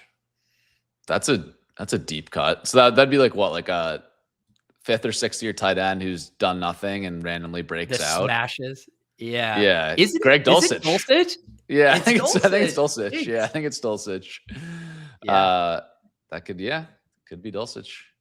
I mean, the amount of burn we are going to get out of a Greg Dulcich clip from on Ship Chasing if Dulcich actually has a breakout year, and we can add it to like the 1.5 of 19 clips that have hit, and it will have taken 5 years to the prophecy to come true. Yeah, he might immediately be the most successful clip guy. If you just has like 500 yards and 5 touchdowns this year, like that's all. If you want to know how bad the clip curse is, I think Tyquan Thornton has now recracked the top 5 of players in their success in the league. Okay, we're about to pick at 12-10. We got the 1-4-5-1. We have the Burrow to Chase stack. Our running backs, Breece Hall, Trevion Henderson, Monangai, and Bill. Our wide receivers, along with Chase, Nico, Waddle, and then double Colts guys here, Pierce and Downs, and Daniel Jones is here. We got to lock him up, right? We got to take Daniel Jones. Yeah, it's the only reasonable pick here. I think, let's see here for the next pick. I mean, we can really go in a lot of ways positionally here. I don't hate Sadiq and doubling down on the Jets bet and maybe tack on Geno later. Yeah. One of the Raiders guys, I guess, if we want to do if we're thinking 3 quarterback and want to do the Mendoza thing later, is possible too. Yeah, looking at price. So the next time we pick is 166, which is, dare I say, the Mendoza line here for ADP. Sadiq, though, Solver likes Sadiq. Pair him with. Yeah, Breece. I think I would do Sadiq. Yeah, I think Sadiq. We have Breece in this team too, right? Yeah, we do. Yep. Okay. Yep. Yeah, so we had Sadiq as our tight end too. What kind of outcomes do you think are within the range for Sadiq as a rookie? Yeah, it's a good question. I think he could be, if I was to paint like a realistic upside case for Sadiq, I don't think it's like the Tyler Warren, Colson, Loveland stuff that we saw last year. I think it's probably more likely you're getting low end tight end 1 stuff that's like more back-weighted production. Where actually, now that I talk about it, that is kind of what Colson Loveland did, I guess. Right? He was very slow to start the year, gave you some spike weeks, and towards the end of the season was a tight end 1. But yeah, I mean, it's a pretty crowded wide receiver room in New York. Obviously, with Garrett Wilson there, they brought in Adonai Mitchell and 1st-round pick on Omar Cooper. It's like tough to give a huge projection to Sadiq right away. But at a certain point, I'm just like, this is what I did with Loveland last year when he was falling into the 110s and 120s. I'm just like, tight end that gets first round draft capital, I'm just going to kind of like blindly bet on, even if the situation is kind of ugly at a certain price. And this price just seems like very, very cheap with SYTYCT. And I think the reason you get really excited is that the hope is because he's such an athlete that you'll get some yards after catch, big plays where instead of just giving you the 9 or 10 point floor, which obviously is helpful in certain tight end rooms, you're hoping that he has a couple 20-point weeks in his bag. That's what you really want. 100%. And to the Loveland comparison, like I think Loveland's far more refined as a route runner, but similar to Loveland, he does have the ability to win on like downfield plays, like tight end seam routes where he could spring open for a 40-yard touchdown. And, that could be huge towards the end of the season. Let's see here. So quarterbacks, Mendoza's gone. Geno is the last guy. He's 180. We would need to take him with one of these two picks and trust that the Hurts, Dart, and Stafford Stroud team wouldn't take him. Do you see someone else you'd want to take or get Geno now? Let's do Geno now and then think about the next pick. I don't think we need to take that. Yeah. Do you agree that Burrow Jones probably just a smidge thin for a 2 quarterback room? Yeah. I think if we had it would have been fine. Like say we got sniped on Geno, I wouldn't have forced like a Brissett or like Penix onto this team. Like I wouldn't do that. But with Geno still available, it's just like, I think the 3 quarterback, unless I do like Josh Allen, Justin Herbert or something like that, I'm like always trying to get 3 quarterbacks if it's like stacked and makes sense for my team. It's just, I think the right move. So looking at options now, Pacheco is the huge ADP faller. Then you got Naylor, Ridley, Cup.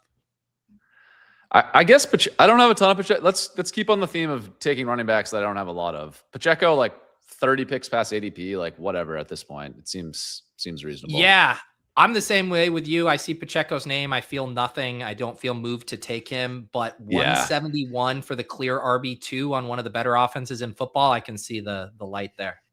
And the thing with Pacheco, again, if I was to make the bull case for him, I don't think you can say he's going to have the David Montgomery role where he's going to have a strong base role that Montgomery did. What I will say, though, is Lions, they project as one of the top 5 offenses in the NFL this year.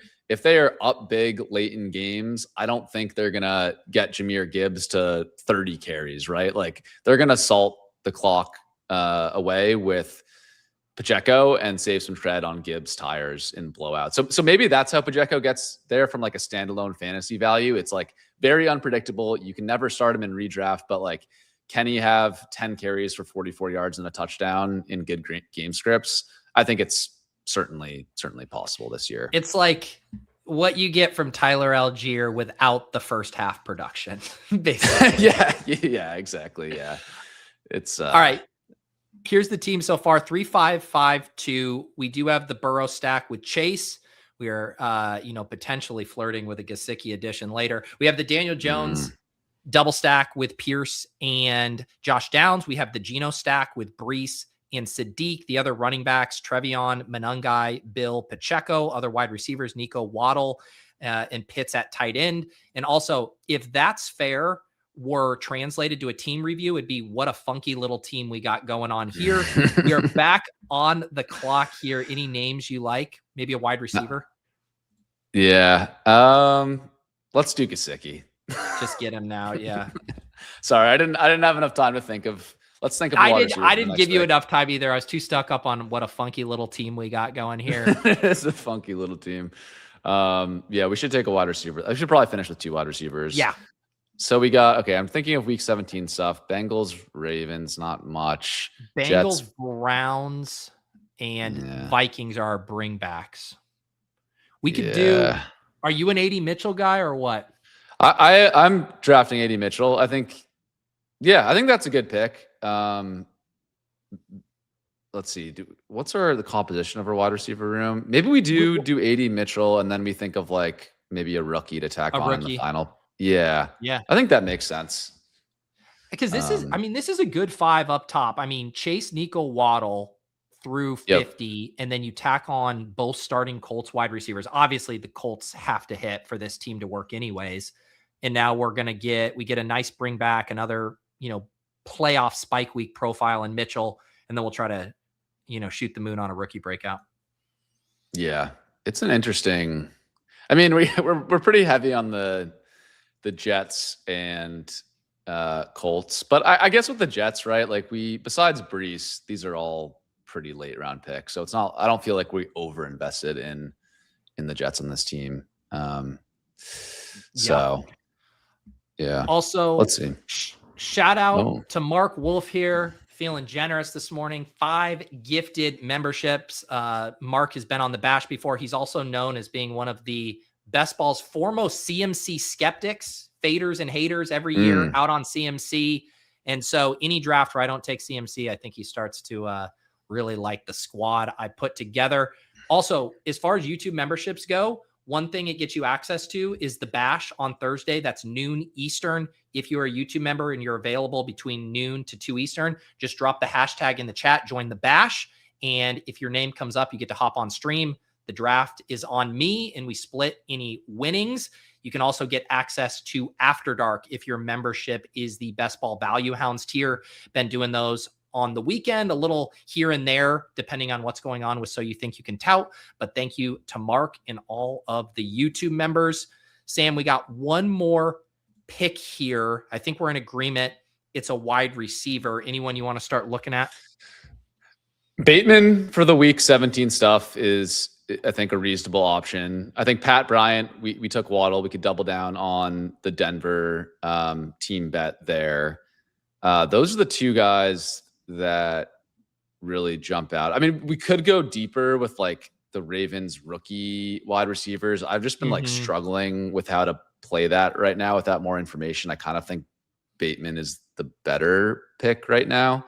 Can I ask you what that feels like a Sam Sherman ass pick? You doing any Keenan Allen? I haven't done any Keenan Allen, but is he going to retire? That's my question with Keenan Allen. I don't know. Who do you think makes the most sense? Mooney is like the ADP faller here, but if we want to go, I mean, Pat Bryant is who we generally do. Brazel, Bryant, quick, give me a name here. Bryant or Bateman's fine. Brazel's fine. Yeah, whatever. Sorry, we did not. You're good. I was with I didn't know Brazel was still available, to be honest. So I like that. Go ahead.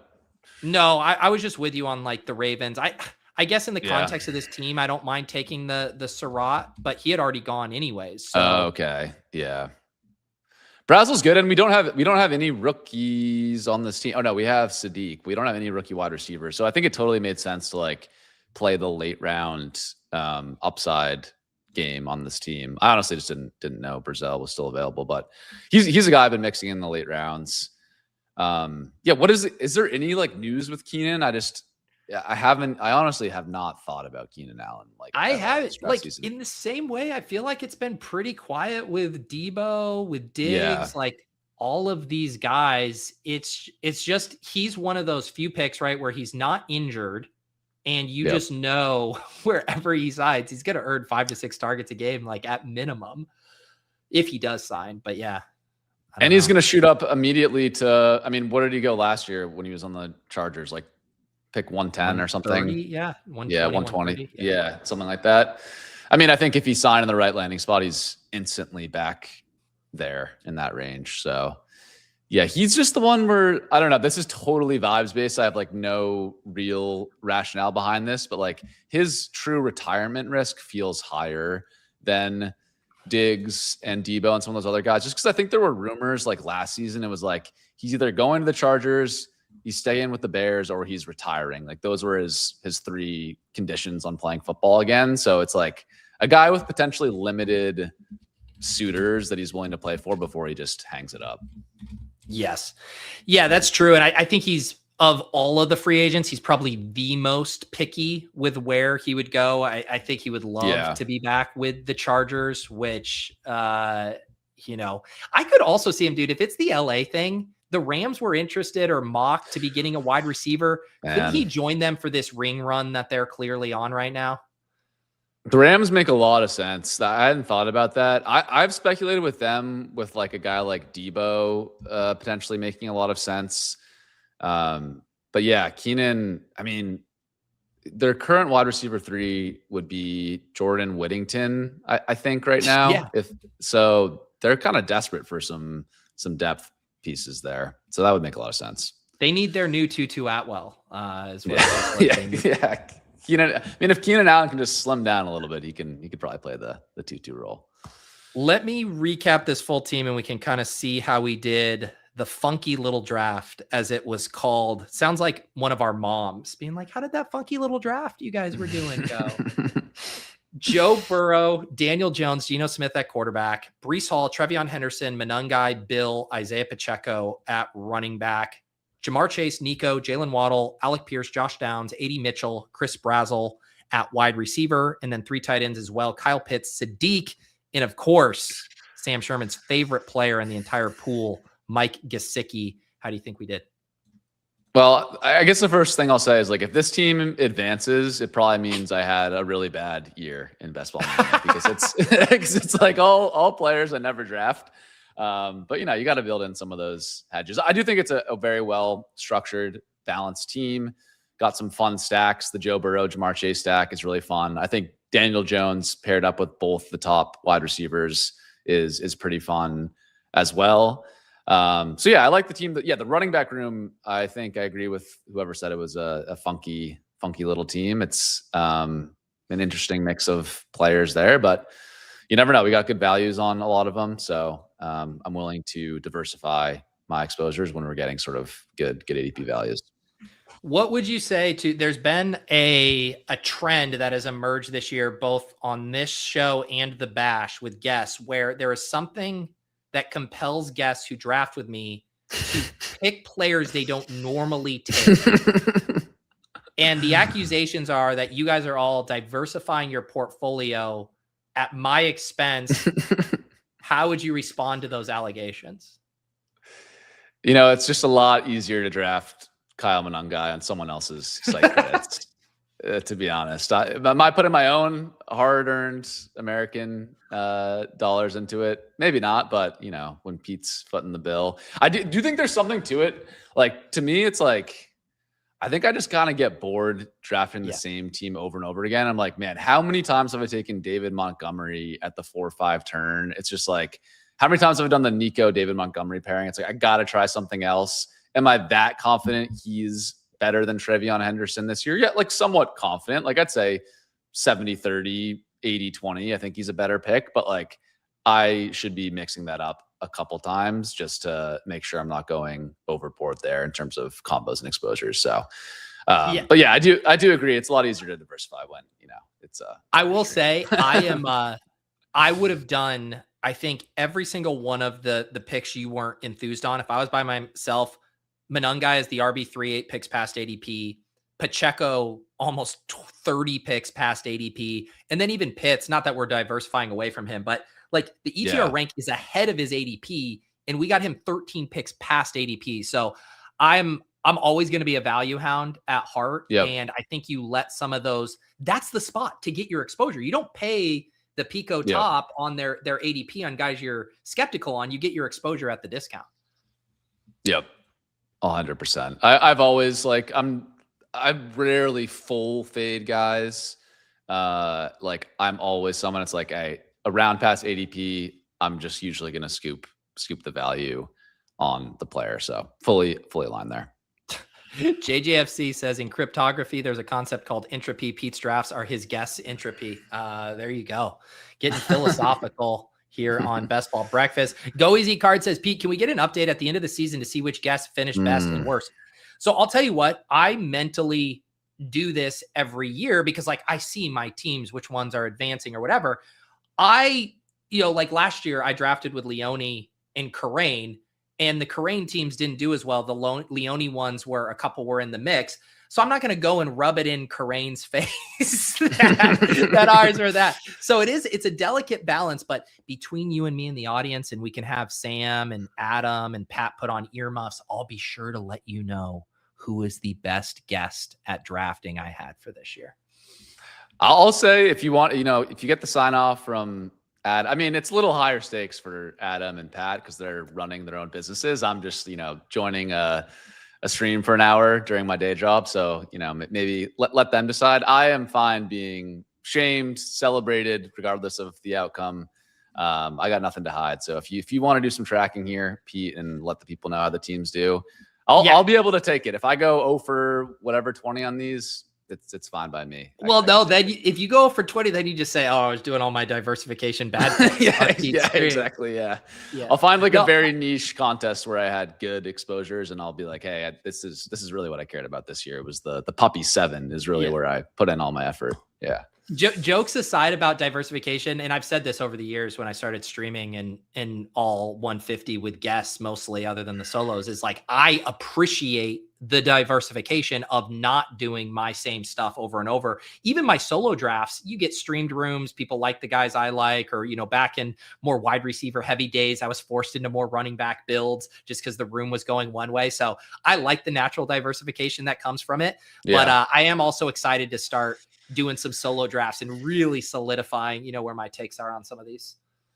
Yeah, for sure. And I feel like I'm still like, I don't know, if I was on the first draft of the season, like 20% of the way there in terms of solidifying my takes, I'd say I'm only at like 50% now. Like there's still a lot of guys that I'm flipping back and forth on throughout the season. And like, it's still really, you think about the big picture fantasy football calendar, like June 8th, none of your friends in your home league are thinking about fantasy football. Like we're still very early on that timeline. So yeah, I reserve the right to not have 30% Mike Gesicki is what I'm trying to say.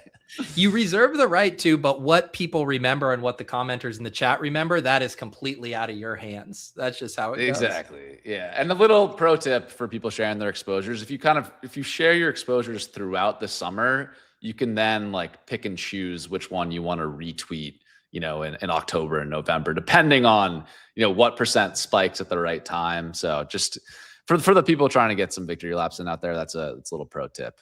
Make sure you kind of space out those exposure screenshots throughout the summer. Yeah, no, I can already see it now, with all of our Claude and AI slop, someone will put together an advance rate, regular season advance rate, and playoff success for all of the individual BBB teams. You can compare my solo versus the Sam versus the Levitan and the Pat, and three of us will be down bad, I'm sure. That's just how it goes. Yep. Also, we did have an update. Shady advice came in here to Mog JJFC about his use of entropy. He says mathematicians and physicists down bad if entropy is getting mapped to cryptography. I'm just reading words. I don't know what any of this means, but thank you guys for weighing in on this conversation today. Yep. Entropy, is that the thing that like everything in the universe trends toward disorder or something? Like that? I think I was mixing it up with inertia for a second. Entropy is a measure of disorder, randomness, or unavailable energy in a closed system. There we go. Yep. Okay. Good to know. Definitely seems related to best ball for sure. Get lost there. Sam, let the people know what you got going on. There was a lot more questions about the bike. Do you have any bike rides on tap coming up? What are you thinking? I did. You familiar with the Minuteman Trail, Pete, being a Boston area guy? Yeah. Did the Minuteman Trail this past weekend. Highly recommend that for folks in the Boston area. Got a wedding this weekend, going to Pittsburgh actually. So probably no bike rides, but looking forward to that. But yeah, I'll keep you guys posted on the bike updates. I do expect it will be moving by the next stream or so, but we'll see. Do you know, I saw because I've been looking and thinking about getting tickets to go to a World Cup game at Gillette. And did you see the clip where someone asked like the Boston police chief, like if they were worried about bike traffic from Boston out to Gillette? And the guy just started laughing. He was like, no one's going to bike from Boston to Gillette. And then there were like all these people stitching it on TikTok, these bikers being like, no, that's exactly what we're going to do. We're not going to get stuck in traffic. And there's actually a pretty decent route to do it. So I thought of you with the bike. I'm like, you could make your way out to Gillette here pretty easily. Yeah, maybe I should do that. Just need to cop like have you seen the ticket prices? I remember I checked like a couple weeks ago and they're like thousands of dollars or something, but maybe I've been looking at the Ghana England game and they've gone down. Like you can get really good seats for like 800, 850 each. So okay. I mean, it's still a lot. That's not bad. Yeah, I kind of want to pull the trigger and just make it happen. It does feel like a once in a lifetime thing to go see a World Cup game in person. I was talking to some people who were like trying to game out, like, oh, if you fly to Seattle, like even with the flights included and the hotel room, like you save money. Yeah, like and all that stuff. I'm just like, I'm probably not going to do that. But if it's only $850, maybe that's like $1,000-ish all in with transportation. Like definitely a lot of money, but not as crazy as it was when I was looking at it a little bit earlier. So, well, if you want to go to Ghana, England, I think it's a Tuesday at 4 p.m. the 23rd. Let me know because I think I'm gonna make it happen. Okay, yeah, I'm definitely interested. See what I can swing with work, but yeah, that'd be a lot of fun.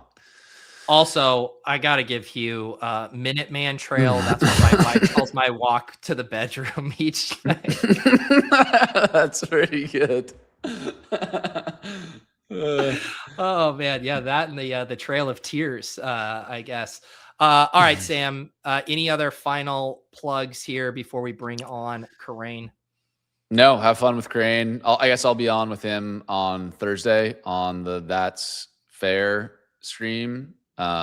People have been like accusing me in the comments of that, of just like another version of Top Guy Thursdays where I'm just like getting bullied by the Sidekick. So maybe I need to stand up for myself a little bit more on those. Maybe I'll try to bully the Sidekick a little bit more. But I said the same thing earlier, and Pat's in the hopper. He's going to come on, but there's no naked Mahomes today. Either there's a cheap party on the roster or Mahomes get vetoed. So we'll see how he handles it. Yeah, get ready to learn Rashee Rice at the 1-2 turn, I guess. Yeah, exactly. All right, guys. Thank you again to Sam. We will catch him next Monday. Go check out the That's Fair shows with Kerrane as well. And without further ado, speak of the devil. Scuba Kerrane, Patty Millions, Peacock Pat Kerrane on the 1s and 2s. Are you kidding me? Kadarius Toney? 98 yards to the fucking house against Carolina in week 10. All right, there he is, Patty Kerrane, best ball breakfast, batting cleanup. How we doing? Doing good, man. How you doing? Doing good. We had a discussion. Someone asked Sam who he thought this year's Gary Barnage could be, like the old veteran dust ball that pops off out of nowhere. And we said Greg Dulcich at the same time. And I was like, dude, the Greg Dulcich clip on ship chasing has the potential to like crack the top 3 all-time clips if that actually happens. Has the potential to be the all-time clip. Like, unfortunately, right? I mean, exactly. The bar is we've got so low. I mean, Romeo Dobbs is like the second best of all time. Yeah. What's the top? What's our current leader? Is Rojo the biggest hit? Someone mentioned McMillan had the one like decent rookie year. Okay. McMillan honestly might be true. Here's the thing. We sort of did a Drake May clip without doing a Drake May clip through the Polk one, but then Polk was such a disaster that doesn't count. Fannin. Yeah, Fannin is the biggest. Fannin is the number one easily. Yeah. We also we vetoed, was it Bucky's rookie year? You and I were like, Zach was working on one and we're like, no way, we need Bucky to be a thing. Yeah, Zach had there is a Bucky clip that exists, and we said that's not associated with chip chasing, and we want nothing to do with it. And then he smashed. So you're all welcome. And we did that for the community. It's funny because we're starting to talk a little bit, obviously getting ready for our summer drafting plans and season plans on ship chasing, what we're going to play, all of that good stuff. I don't even know if I have a good candidate yet on like who could be this year's ship chasing clip, the player we all love and want to take every single draft. I don't know. I haven't seen anyone float an idea yet either. I haven't seen anyone float an idea yet. It'll be tough because like there's some strong, Emmett Johnson.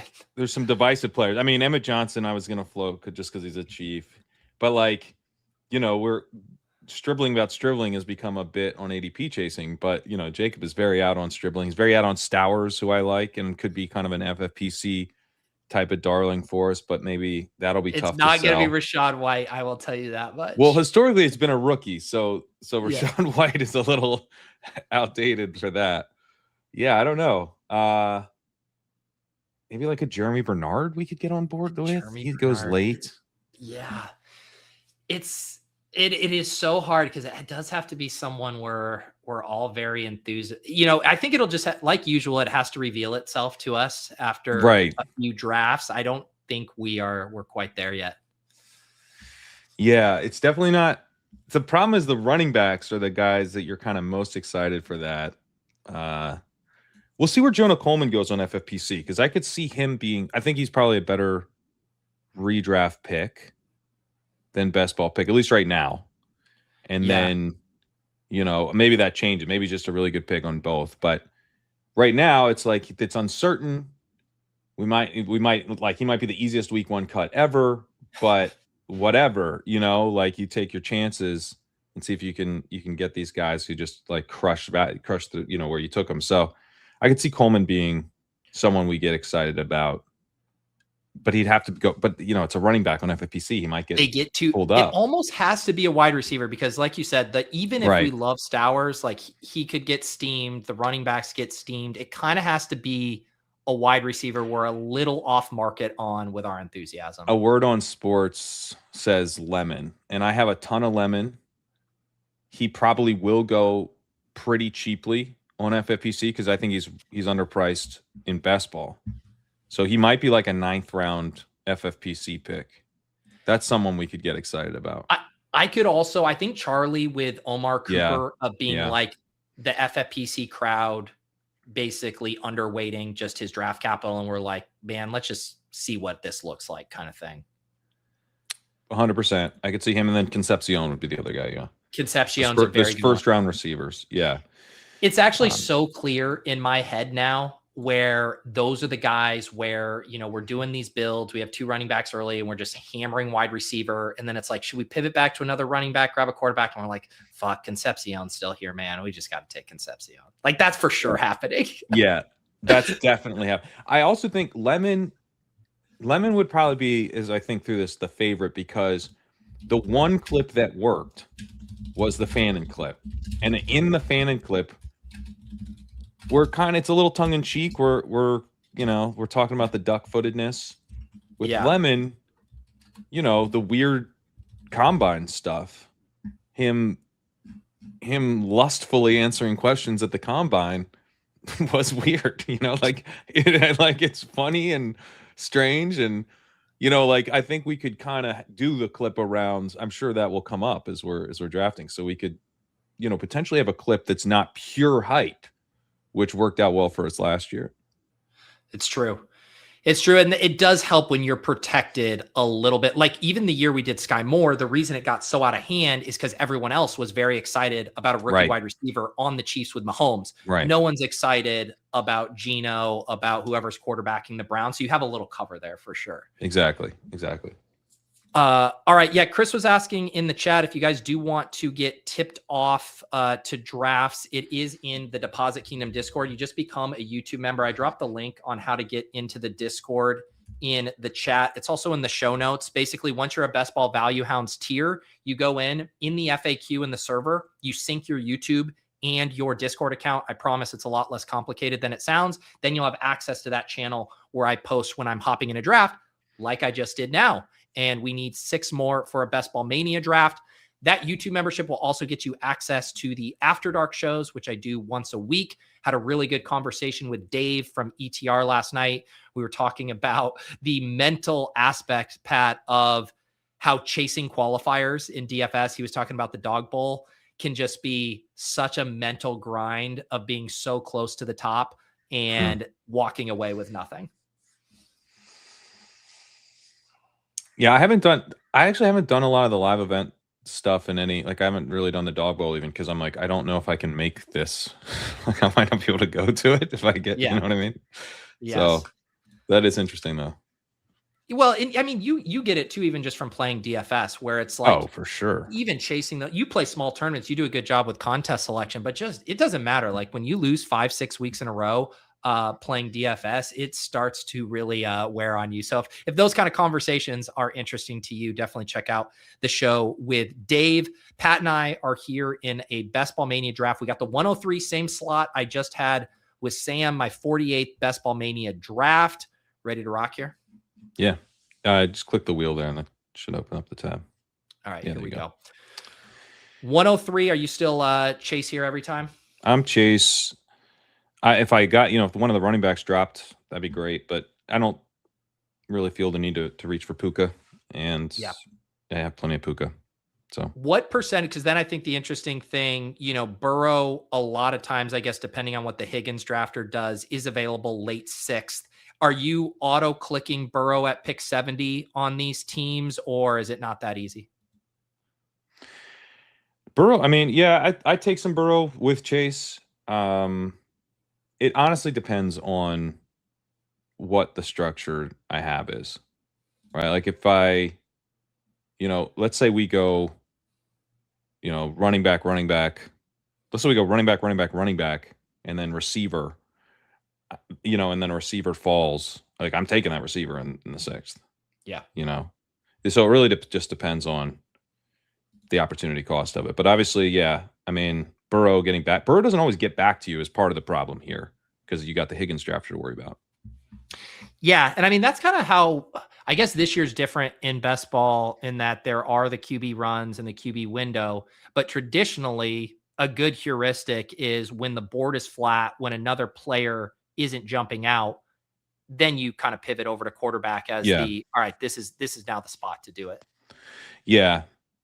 And the board isn't always flat in this range. Sometimes it is, but it's that 6th round, especially the late 6th, is like a little bit dependent on the room you're in, as far as if there's like an awesome value there, because sometimes someone gets to you, and then sometimes structurally, I just am like, I'm pulling Mekhi Lemon because I want a receiver here, or whatever.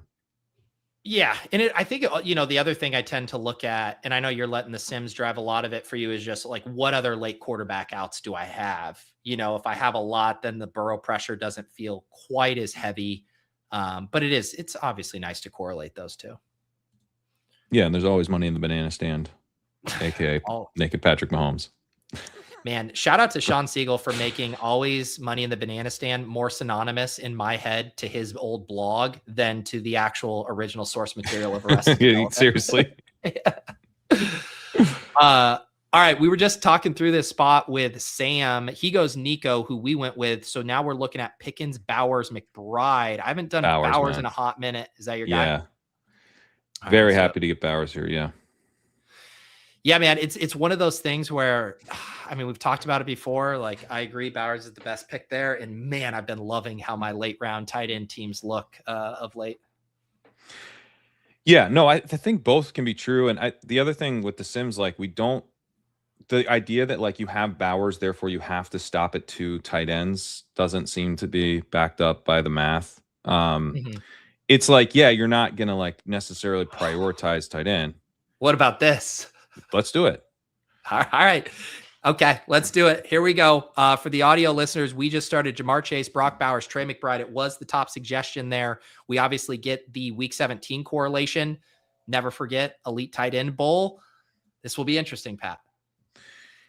I mean, one of the things I like drafting about the Sidekick is like, if I do weird builds that like I wouldn't do on my own, that I would be like, I don't know if I can figure this out. Like, am I going to be able to land the plane?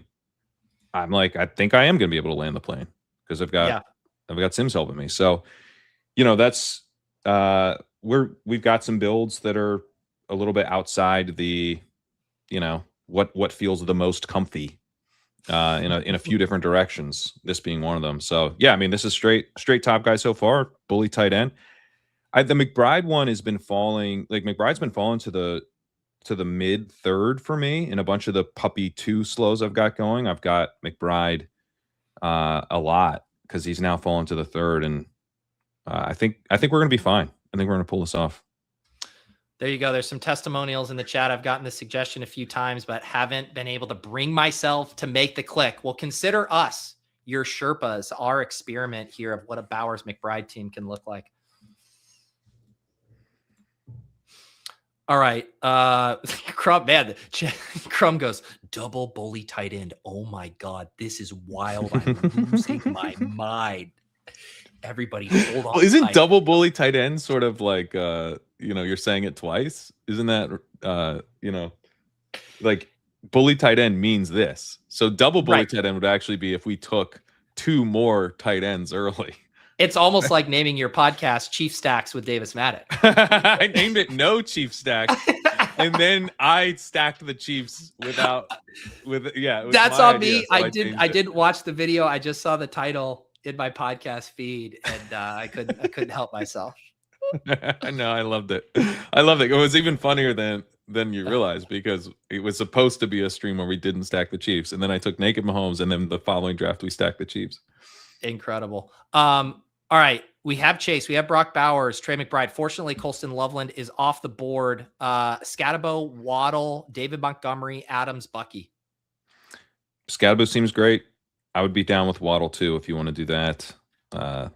Let's do Scatabo. I just did Waddle with Sam. I think getting the running back there feels good to me.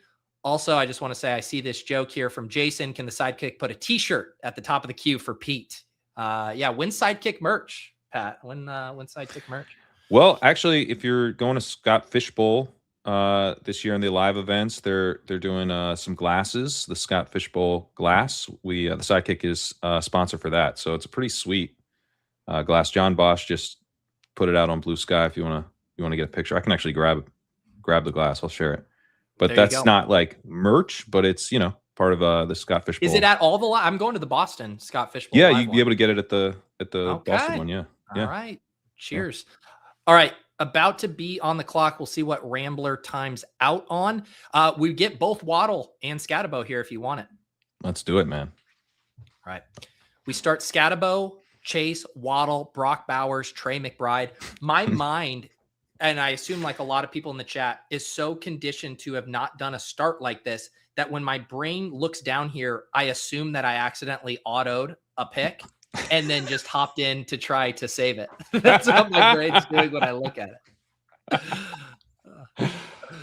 Yeah, I mean, I don't know. That's not, when I see starts like this, I'm like, oh, sweet. Like Bowers and McBride could just be like both, such cheat codes, and you have both of them. I understand, part of the cheat code is that you get to put it at tight end, but Bowers has the ability to just like score, up with those top wide receivers. If he, like, this whole offense could go through him.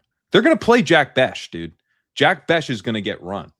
Don't remind me of Jack. I mean, think about like the level of target competition that other people have, and he's going to be out there running routes on the same field as Jack Besh, or Deontay Thornton. They haven't figured out which one. Yeah, I mean, with the double tight end thing, I mean, you basically need one of them to have the legendary season for tight ends, the Gronk, Kelsey, Jimmy Graham, whatever it was, and the other to just pay off their draft costs, to be like kind of like McBride was last year, just like a very solid, give us one really nice spike week in the playoffs, high floor. Well, the thing isn't not liking Bowers and McBride. It's what the rest of the team looks like. That's the question. For sure. But I mean, we got the Waddle value. We got Scatabo is that, I mean, he is kind of a volume guy, right? Now, this would be pretty fun. What's fun? The Burrow? Yeah. Well, this was what I was going back to. And I mean, I don't see anything else that would compel us. I mean, Warren and Pollard are fine, but you lock up that stack, right? I think we definitely lock up the stack, provided he didn't just snipe us. Yeah, this is great. All right, I think through this too, like we've got, we're going to be thinner at running back and wide receiver, given that we spent 2 of our first 3 picks at tight end. So like, it would be quite nice if Jamar Chase nukes. And you know who that would help? Sure would. Yeah. Sure would. We got 1-1-2-2 build here. The elite tight end build with Brock Bowers and Trey McBride about to be on the clock here at 7-3. Looks like it's time for us to get another running back, Warren, Pollard, or you could grab Marvin Harrison for another Cardinals. Honestly, I like all 3 of these picks quite a bit. So whoever you want. Let's, you know what? I think I'm actually with the kick here. Let's do Warren. I think we're going to be able to find wide receivers more easily than running backs. So let's grab the running back there. Cool. So 1-2-2-2 here. I mean, quarterback stuff. I guess the nice thing with Bowers McBride too, depending on, I guess Cardinals quarterbacks might just be fully off the menu, but at least Bowers, Mendoza's cheap. Waddle, we probably don't have the luxury of Knicks, but we can see how that shakes out. And then I don't know. We're going to have plenty of wide receivers that we're going to like, from 94 to 130 or so. Yeah. I mean, it's like there's a mix of profiles down there where you can get some upside, like I wrote up last week, Omar Cooper is just being, I mean, I'm up close to 30% Omar Cooper now. Yeah. And this is not a guy I was like that into as a prospect. I mean, he was fine, but he's like, he comes out in the same tier for me that like Ladd McConkey did, which is exciting, but also like that's a pretty boom bust type of prospect profile that, there's lots of guys who don't work out that look like Omar Cooper. So it is, it's something where I would prefer generally not to pay what we paid for Ladd McConkey. That was kind of a special case who's in such an awesome situation and kind of more of a high upside situation than people realize. But or he's more of a high upside prospect than people realize, I guess what I should have said. But yeah, I mean, Cooper, you're getting like a gigantic discount on something like that. So you have guys like that. You guys got guys like Concepcion. Travis Hunter is certainly high upside, in my opinion. But then you also have some like veteran type of dudes too. All the way down to like Khalil Shakir in the 120s and stuff. So yeah. Yes, Khalil Shakir, the one who makes any wide receiver room work, always tying the room together. That Khalil Shakir. We got a 1-2-2-2 build here. Joe Burrow, Scatabo, Warren, Jamar Chase, Jalen Waddle, and yes, your ears do not deceive you, Brock Bowers and Trey McBride. We're about to pick at 8-10 here, checking in on the kick. Naked Brock Purdy at the top, also Worthy, Jacoby Myers. It doesn't mind Bo Nix either. I would say with Nix, we grab Worthy here first, or sure, and push it around. Yes. Yeah, I'm good with that. And I also would be open. I'd be curious your thoughts. I also like Godwin and Downs a good bit in this range. It makes sense why it likes Myers of just like, hey man, you only have 3 wide receivers here. Maybe lock up Myers. How do you think about the quarterback versus wide receiver or running back decision here? This is when I'm in a weird build like this, I do tend to like on the structural stuff, want to trust what the Sidekick's throwing at me. So especially like where I'm not sure structurally, like the best way to go. So I would go Brooks here. All right. Yeah, let's do Brooks. The Brooks, obviously a big riser. I didn't get to talk about it with Sam. I know he had kind of a tweet pushing back on Brooks, kind of referencing like Marshawn Lloyd as an arbitrage pick. Curious your thoughts on Brooks. We obviously take him top 100 here. Steam certainly incoming from some of the coach speak as well. Look, I mean, Brooks is got some risk associated with him, and I don't think that risk ever goes away. Like I doubt we get like a bullish enough offseason where we feel super comfy with Jonathon Brooks. Like how could they need to play him like way too much in the preseason or something. Like, and it would be false anyway, because like that comfiness would be like, oh, he looks so good in preseason, which we know doesn't really mean that much. So it's like he hasn't really played football in the NFL, so he's going to be risky. That's just going to remain true. But he's also the type of guy who, does have a lot of upside with both the situation where we just saw Chuba Hubbard get passed for a big chunk of the season by Rico Dowdle last year. And, he was a very good prospect. He's like a versatile guy, catches the ball well. He's big enough. He's over 200 pounds, like 206. And, he's got the runway to probably start as like a change of pace back and then become the starter for the Panthers, which is exactly what the Panthers are saying. And they're saying stuff like, yeah, we want him to, like, we're open to him getting more of a role over time. Like, that's pretty clear. Most teams would be like, if they didn't feel like that he could be their starter down the stretch, they would probably just be like, yeah, well, we're excited to see him here. He looks great. He's putting in the work. You know what I mean? Like, They don't have to say that kind of stuff. I think it's pretty bullish. He is moving up to a point where it's getting, you have to think about the risk more for sure. But on a build like this, where we needed a running back hit, to help fill out the room with the bully tight end. I think he really fits. Yeah, and I mean, if he obviously, I think there's kind of a divide from like the Pollard, Harvey, Dowdle, Warren range, but like Brooks, I mean, you can argue for him with Corum, with Dobbins, Monangai. Those guys have question marks. They have split shares. So assuming he's fully healthy and that coach drumbeat stays strong, I mean, I think he deserves to be in that conversation. Yep. Let's see here. We're definitely in the market for a wide receiver.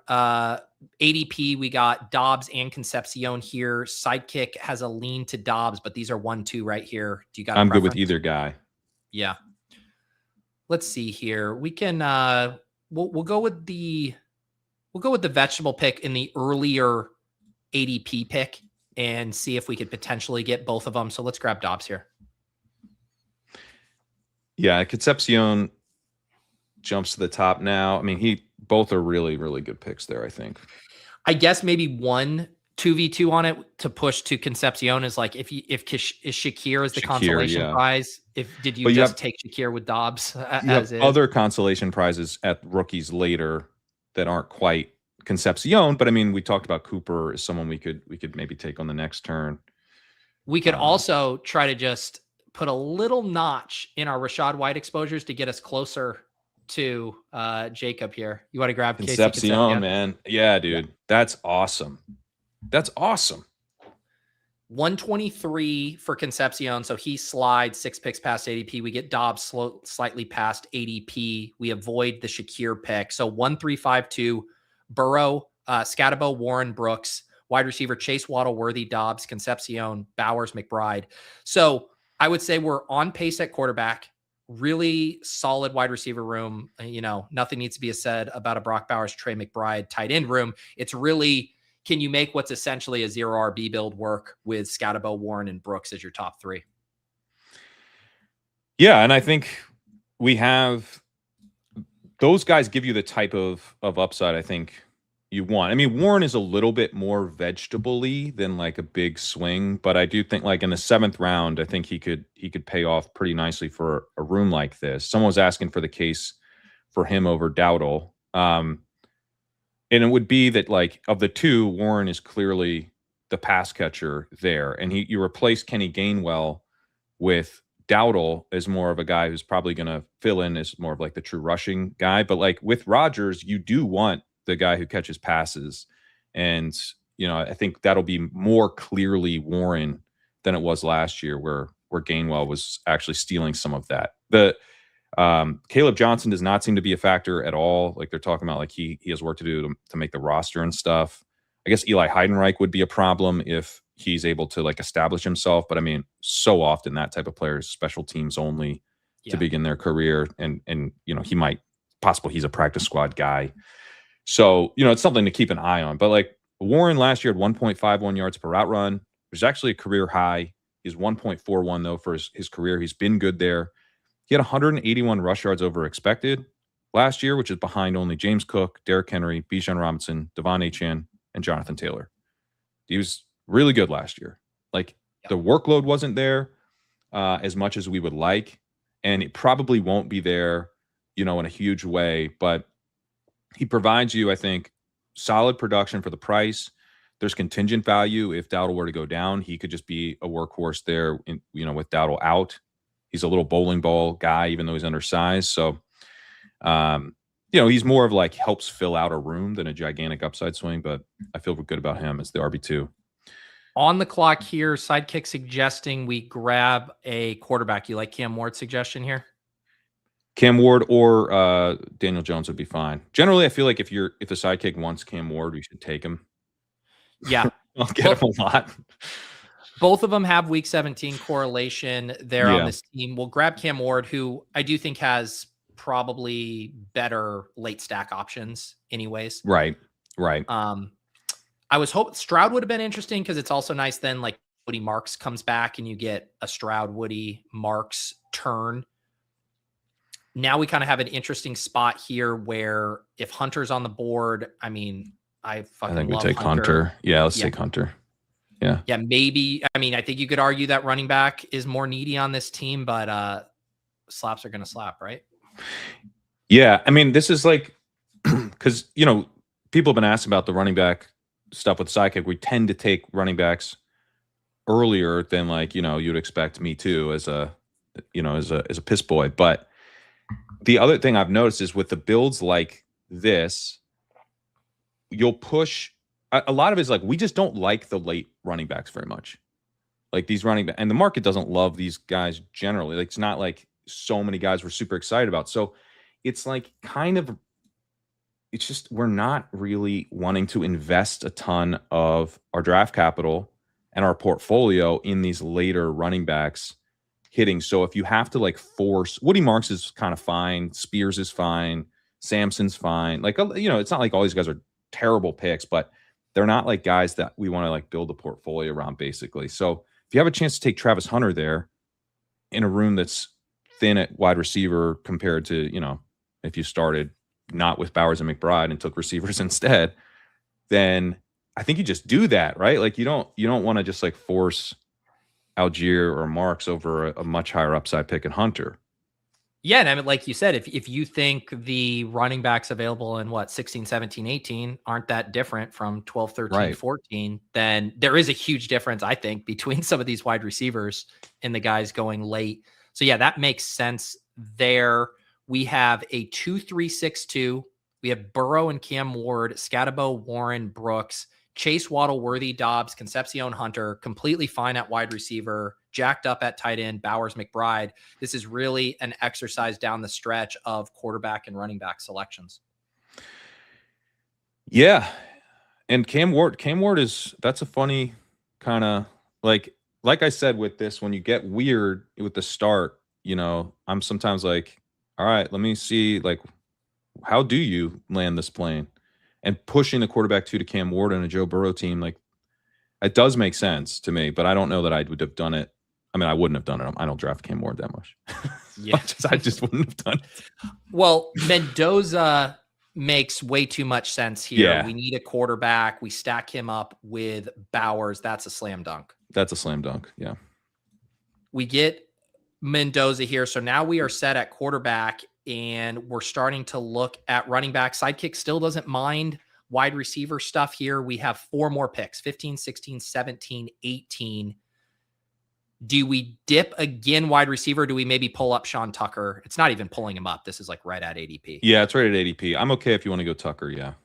Let's go Tucker and just get another running back we like here, knowing we'll like the wide receiver options.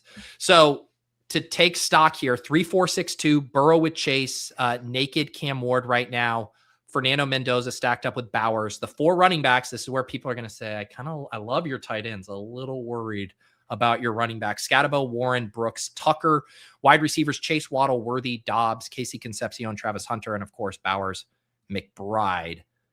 So yeah, I mean, assuming we like a couple other running backs here, I think we can pull this off. Yeah, I mean, I think I feel pretty good about this already. Yeah. We're and one thing, we've talked about this a lot too over, the last month or so. We're seeing 3 quarterback builds a good amount. We see 3, even 4 tight end builds a good amount.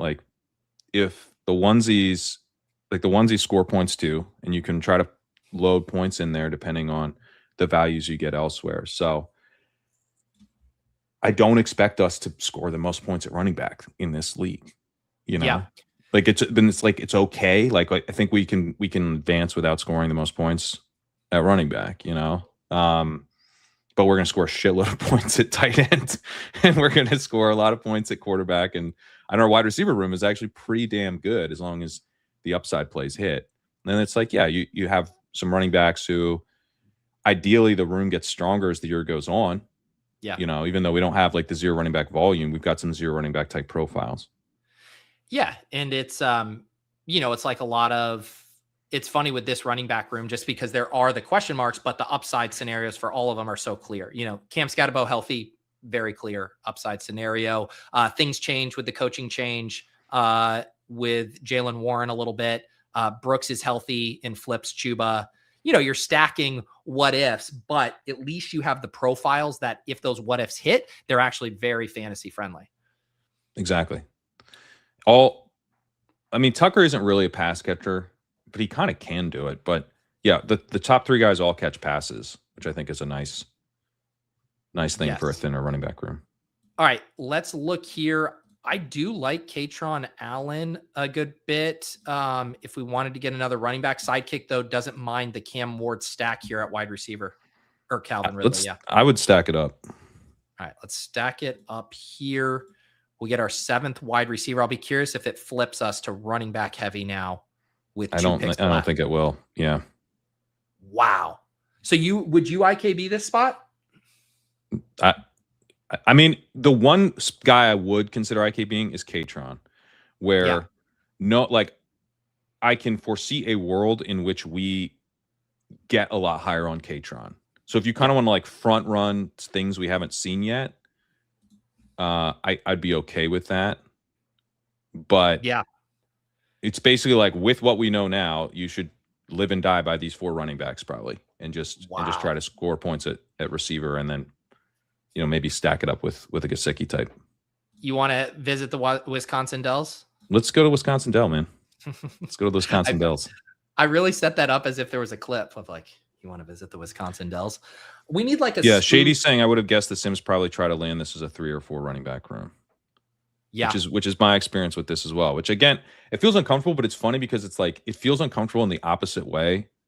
That it's like we're getting a little pushback sometimes on the heavier running back stuff, but then like we get thinner at running back, and it's like, can you do this? I think you can. You can do some stuff. You can try some things out.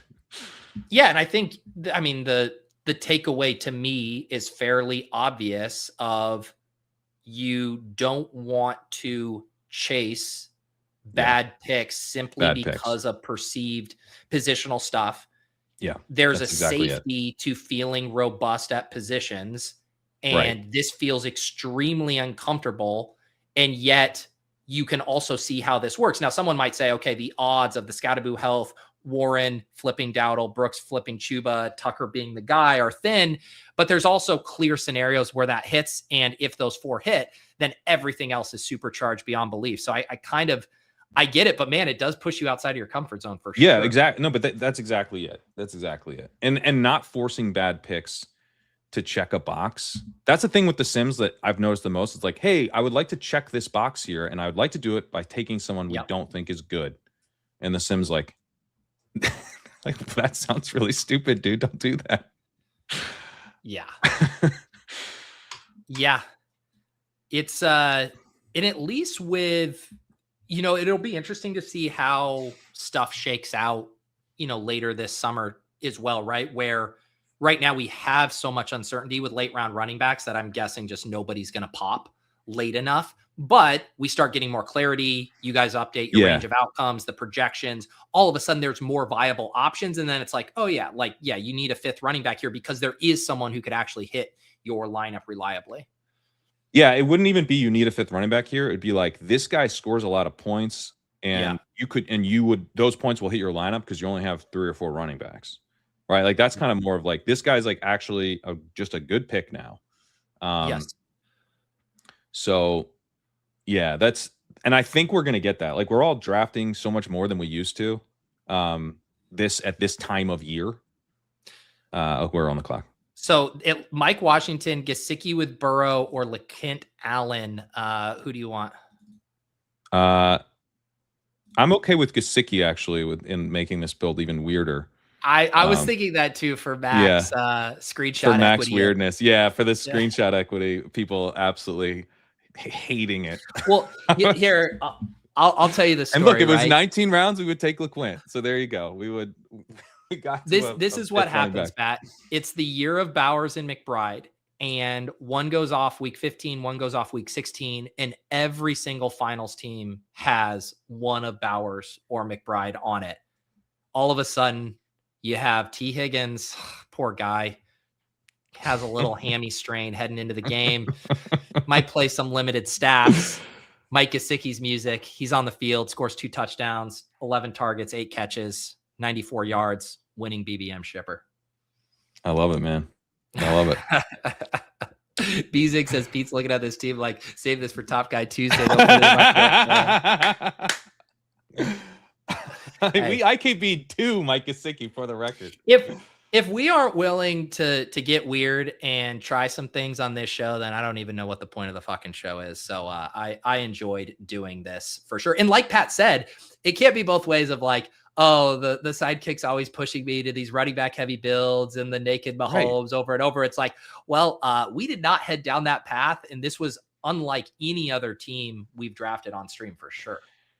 Yeah. And like, I mean, I use Sims now for DFS and I have some weird, I do smaller contests. So I look at like the lineups I'm running. Like I'm only going to do like, generally like 6 lineups, and like the teams get weird sometimes, depending on the pricing and stuff, but also just like, they're like, oh, I'm doing like 2 tight ends in the flex and they're both not cheap. I mean, I'm running a tight end in my flex and both my tight ends are not on the cheaper side. That's weird. You know what I mean? There's like stuff where, yeah, sometimes you want to, if you can build a good team with a build that's really hard to pull off, wouldn't you want some of that in your portfolio? Yeah. And what you really need, right, is, well, you need a lot of things, but like you get the huge CLV stuff. Let's say the Bucky shoe drops, whatever that is, whether health, mental health, whatever. And all of a sudden, Sean Tucker's a top 100 pick, which wouldn't be out of the question if there was extremely bearish Bucky news. Yeah. All of a sudden, you just have a pretty classic hyper fragile build of 4 running backs with top 100. Obviously, you need a little probably CLV on Brooks. Brooks charges. You need a CLV on Brooks. Yeah, that's what it is. Yeah. And then this room doesn't even look weird in the context of where this stuff closes. It takes some imagination right now, though, for sure. It does. I think this build looks different, like you're saying, just kind of round out that point from earlier. Like this build probably looks different if we feel confident about like a George Halani is starting to look like he's maybe the 1A to start the year. And so you've got like some chaperone type of thing with him where they're working in price or whatever. And Charbonnet's out, right? Or maybe it's Emmanuel Wilson, not Halani. But the fact that we don't know that is why we're not really taking him.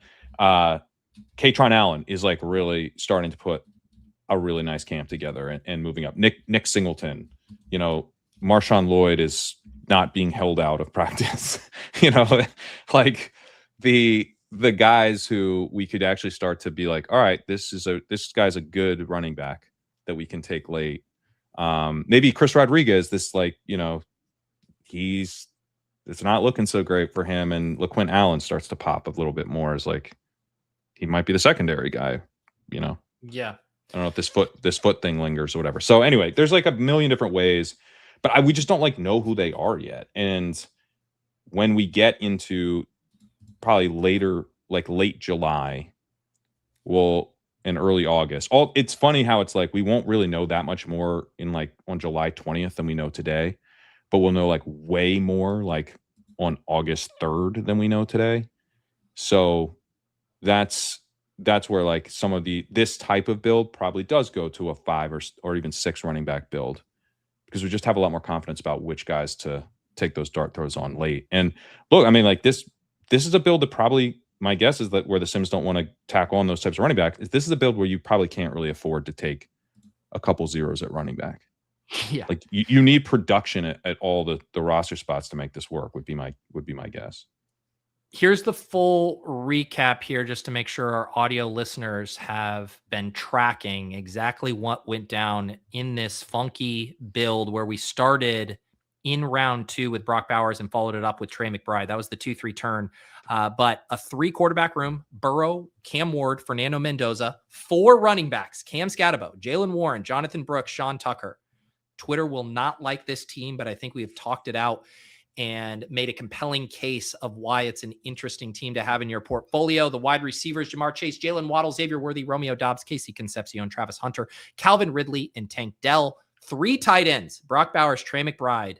And then in honor of Sam Sherman, today is apparently not Eric Hall, but Mike Gesicki day. Back-to-back Mike Gesicki picks. Any other final thoughts on this squad?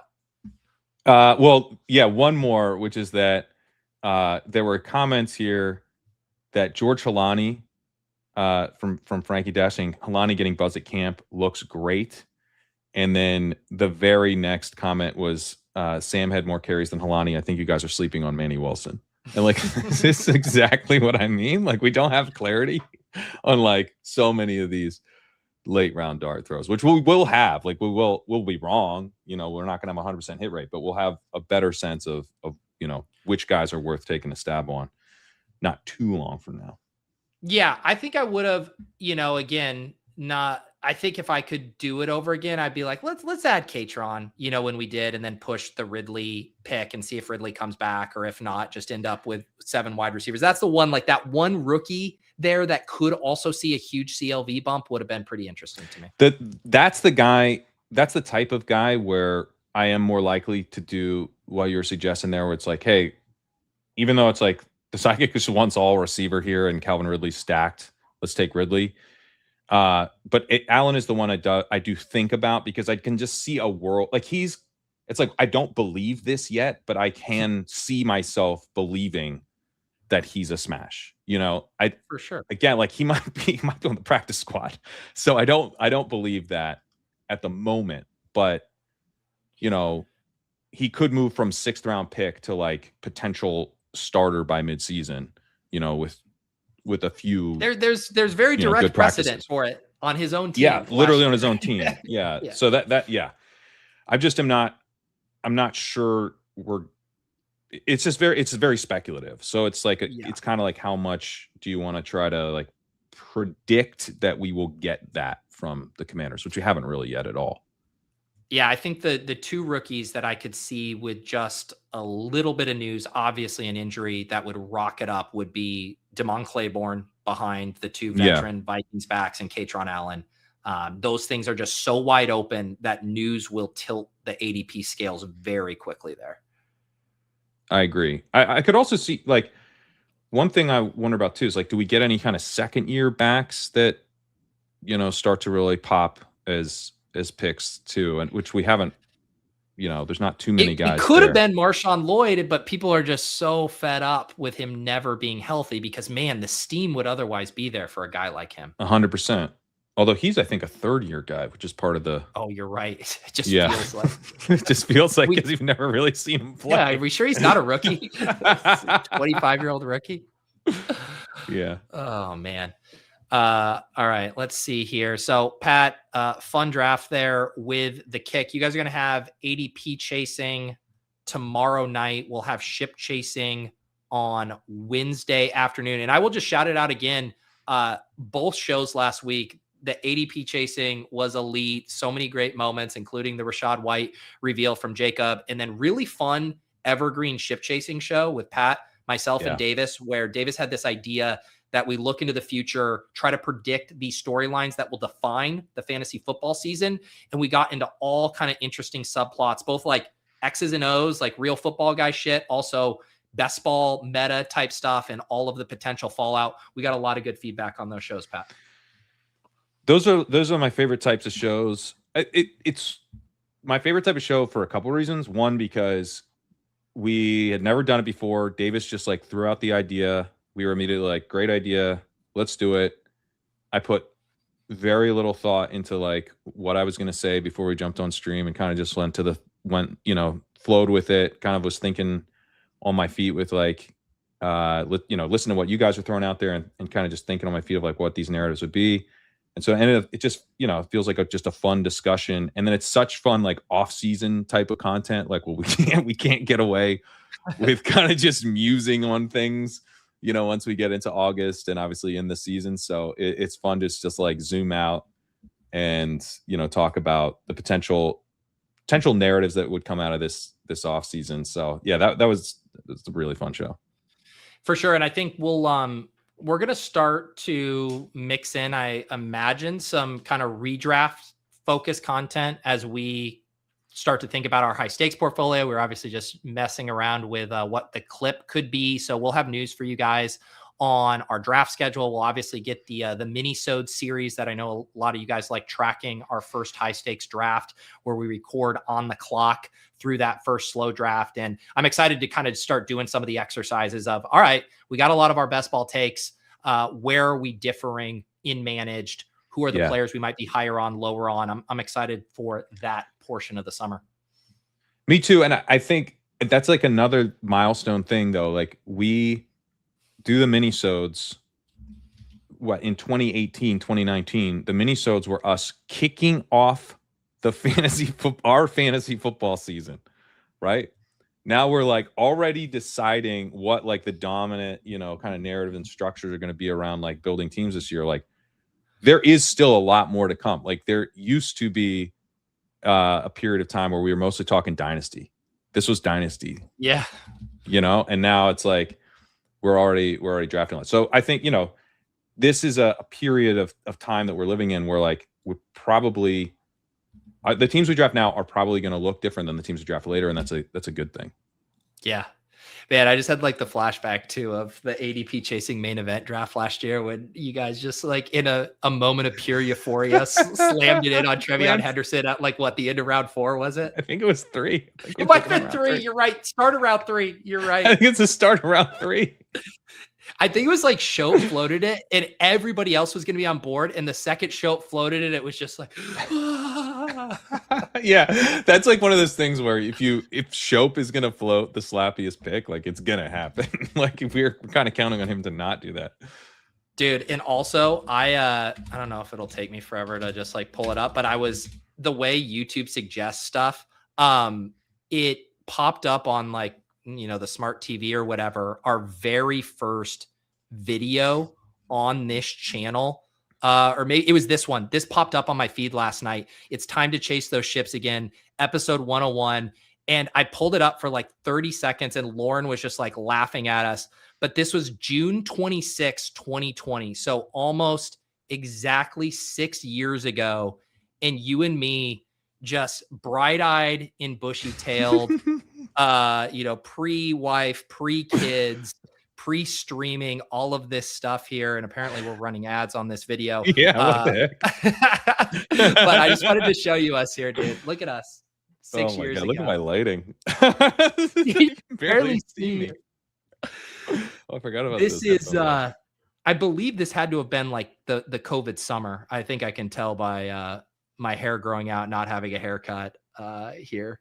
Where am I? Incredible. What room am I in?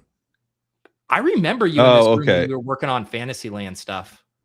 Well, I guess this is a mirror because it looks different than I remember that room looking. Yeah. I assume you were in Brooklyn at the time? Yeah, this is in Brooklyn, yeah. I remember I had put these lights around my posters in the back and it just looks so bad. I just got my disheveled couch and a blanket. This was okay. That's a map. I was like, what summer. Is that on the wall? Yeah. Okay. No, this is the room that this is like my office in the this was in Manhattan. I was in Manhattan. Oh, okay. I was down in like kind of like China on Broome and Allen, down in kind of Chinatown, Lower East Side area. I was there for like 6 years. This was the first, because like basically we had a string of like 4 years where it, first we met doing Fantasyland, then we did the High Stakes Diaries, which was just kind of like the written version.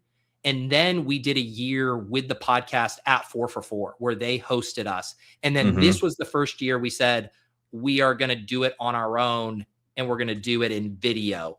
And so this was essentially like the 4th year of that. So I believe if my math is correct, Pat, we've now been collaborating in some form on our teams from that first high stakes episode for a decade now. Oh my God. That's wild. It's crazy. It's crazy. So there you go. Not as crazy as this lighting. You can't like look at the sun coming in. It's like glaring. Yes, exactly. So there you go. 3 timestamps: intro, the plan, the format. Great video, guys. Great video. Pat, let people know, in addition to ADP chasing and ship chasing, Top Guy Tuesday, what else can people check out? Top Guy Wednesday, Top Guy Thursday, Top Guy Friday. I need to get a clip of that. This is really good. I'll be on the Leg Up channel here in 10 minutes with Greg Branos for Legendary Coach Speak podcast, talking through some kind of key situations where there's like new OCs and stuff. Some comments about Jahmyr Gibbs being an absolute workhorse, which you love to see, and some other coach speak that he flagged for us to discuss. And then we're going to draft a team over there as well. So check that out. Top Guy Tuesday tomorrow. That's Fair with Sam Sherman on Thursday. And yeah, I've been working on another article kind of as a follow-up to the one I did last week on the rookie wide receivers, on the rookie running backs, with the kind of the similar looking back at like what these guys have actually added to best ball teams in the past. And also I think the second-year running backs are going to be pretty interesting. So I'm going to dig into those guys too. Second-year running backs have been pretty big over the years in a way that we talk about the rookie wide receiver being huge, but second-year running backs, I think it literally been on every winning BBM team. Ooh, interesting. I wasn't aware of that trend. Yeah, I wasn't either. But I mean, Taylor was an absolute smash. And a few of them have been like truly key, but even like last year, Sam had Blake Corum.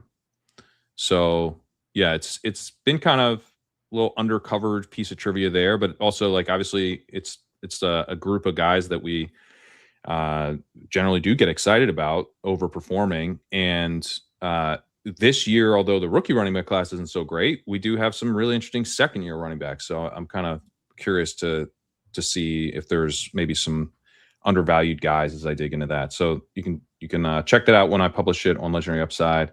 Check out the Sidekick, legendaryupside.com/sidekick. And yeah, lots of great content. I also just got you set up for the redirect. So when we wrap up here, Beautiful. You guys can be sent over to watch Pat and Greg with the Coach Speak Index. And then for me, we're going to have updates soon for this Survivor Challenge week of So You Think You Can Tout. So you guys can keep an eye out for that. We obviously got to do some more recordings, the Tribal Council, editing, all of that good stuff. Otherwise, tomorrow, noon Eastern, I'll be back with Nez. John is out gallivanting in Europe, and Nez and I are going to draft some pit bulls, I believe.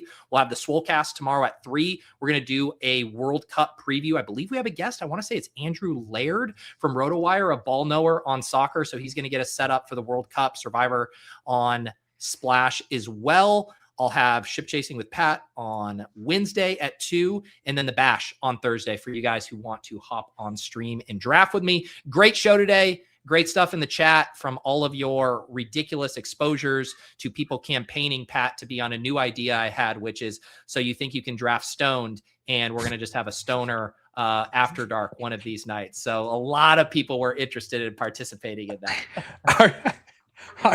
Are you interested in that? That seems like it could be a lot of work for you as a host. I mean, Just if I'm really zooted, man, I might not really care about how well I'm hosting. So that's just we'll figure it out.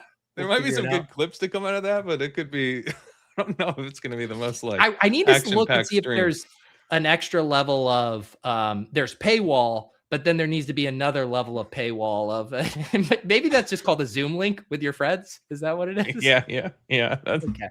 All right, just a few of us are going to get on a Zoom link. That's the new show format. Pat can draft stoned. We know it. I always get. I'm just tired. Like this is. I woke up. It's not yet 11. So this is me. I'm not high. This is the morning. This is what I look like in the morning. Yeah, if you're part of this, as I said, I need you to be more high functioning than Crack Rock is on the annual Crack Rock draft. Well, in a way, he's very high functioning.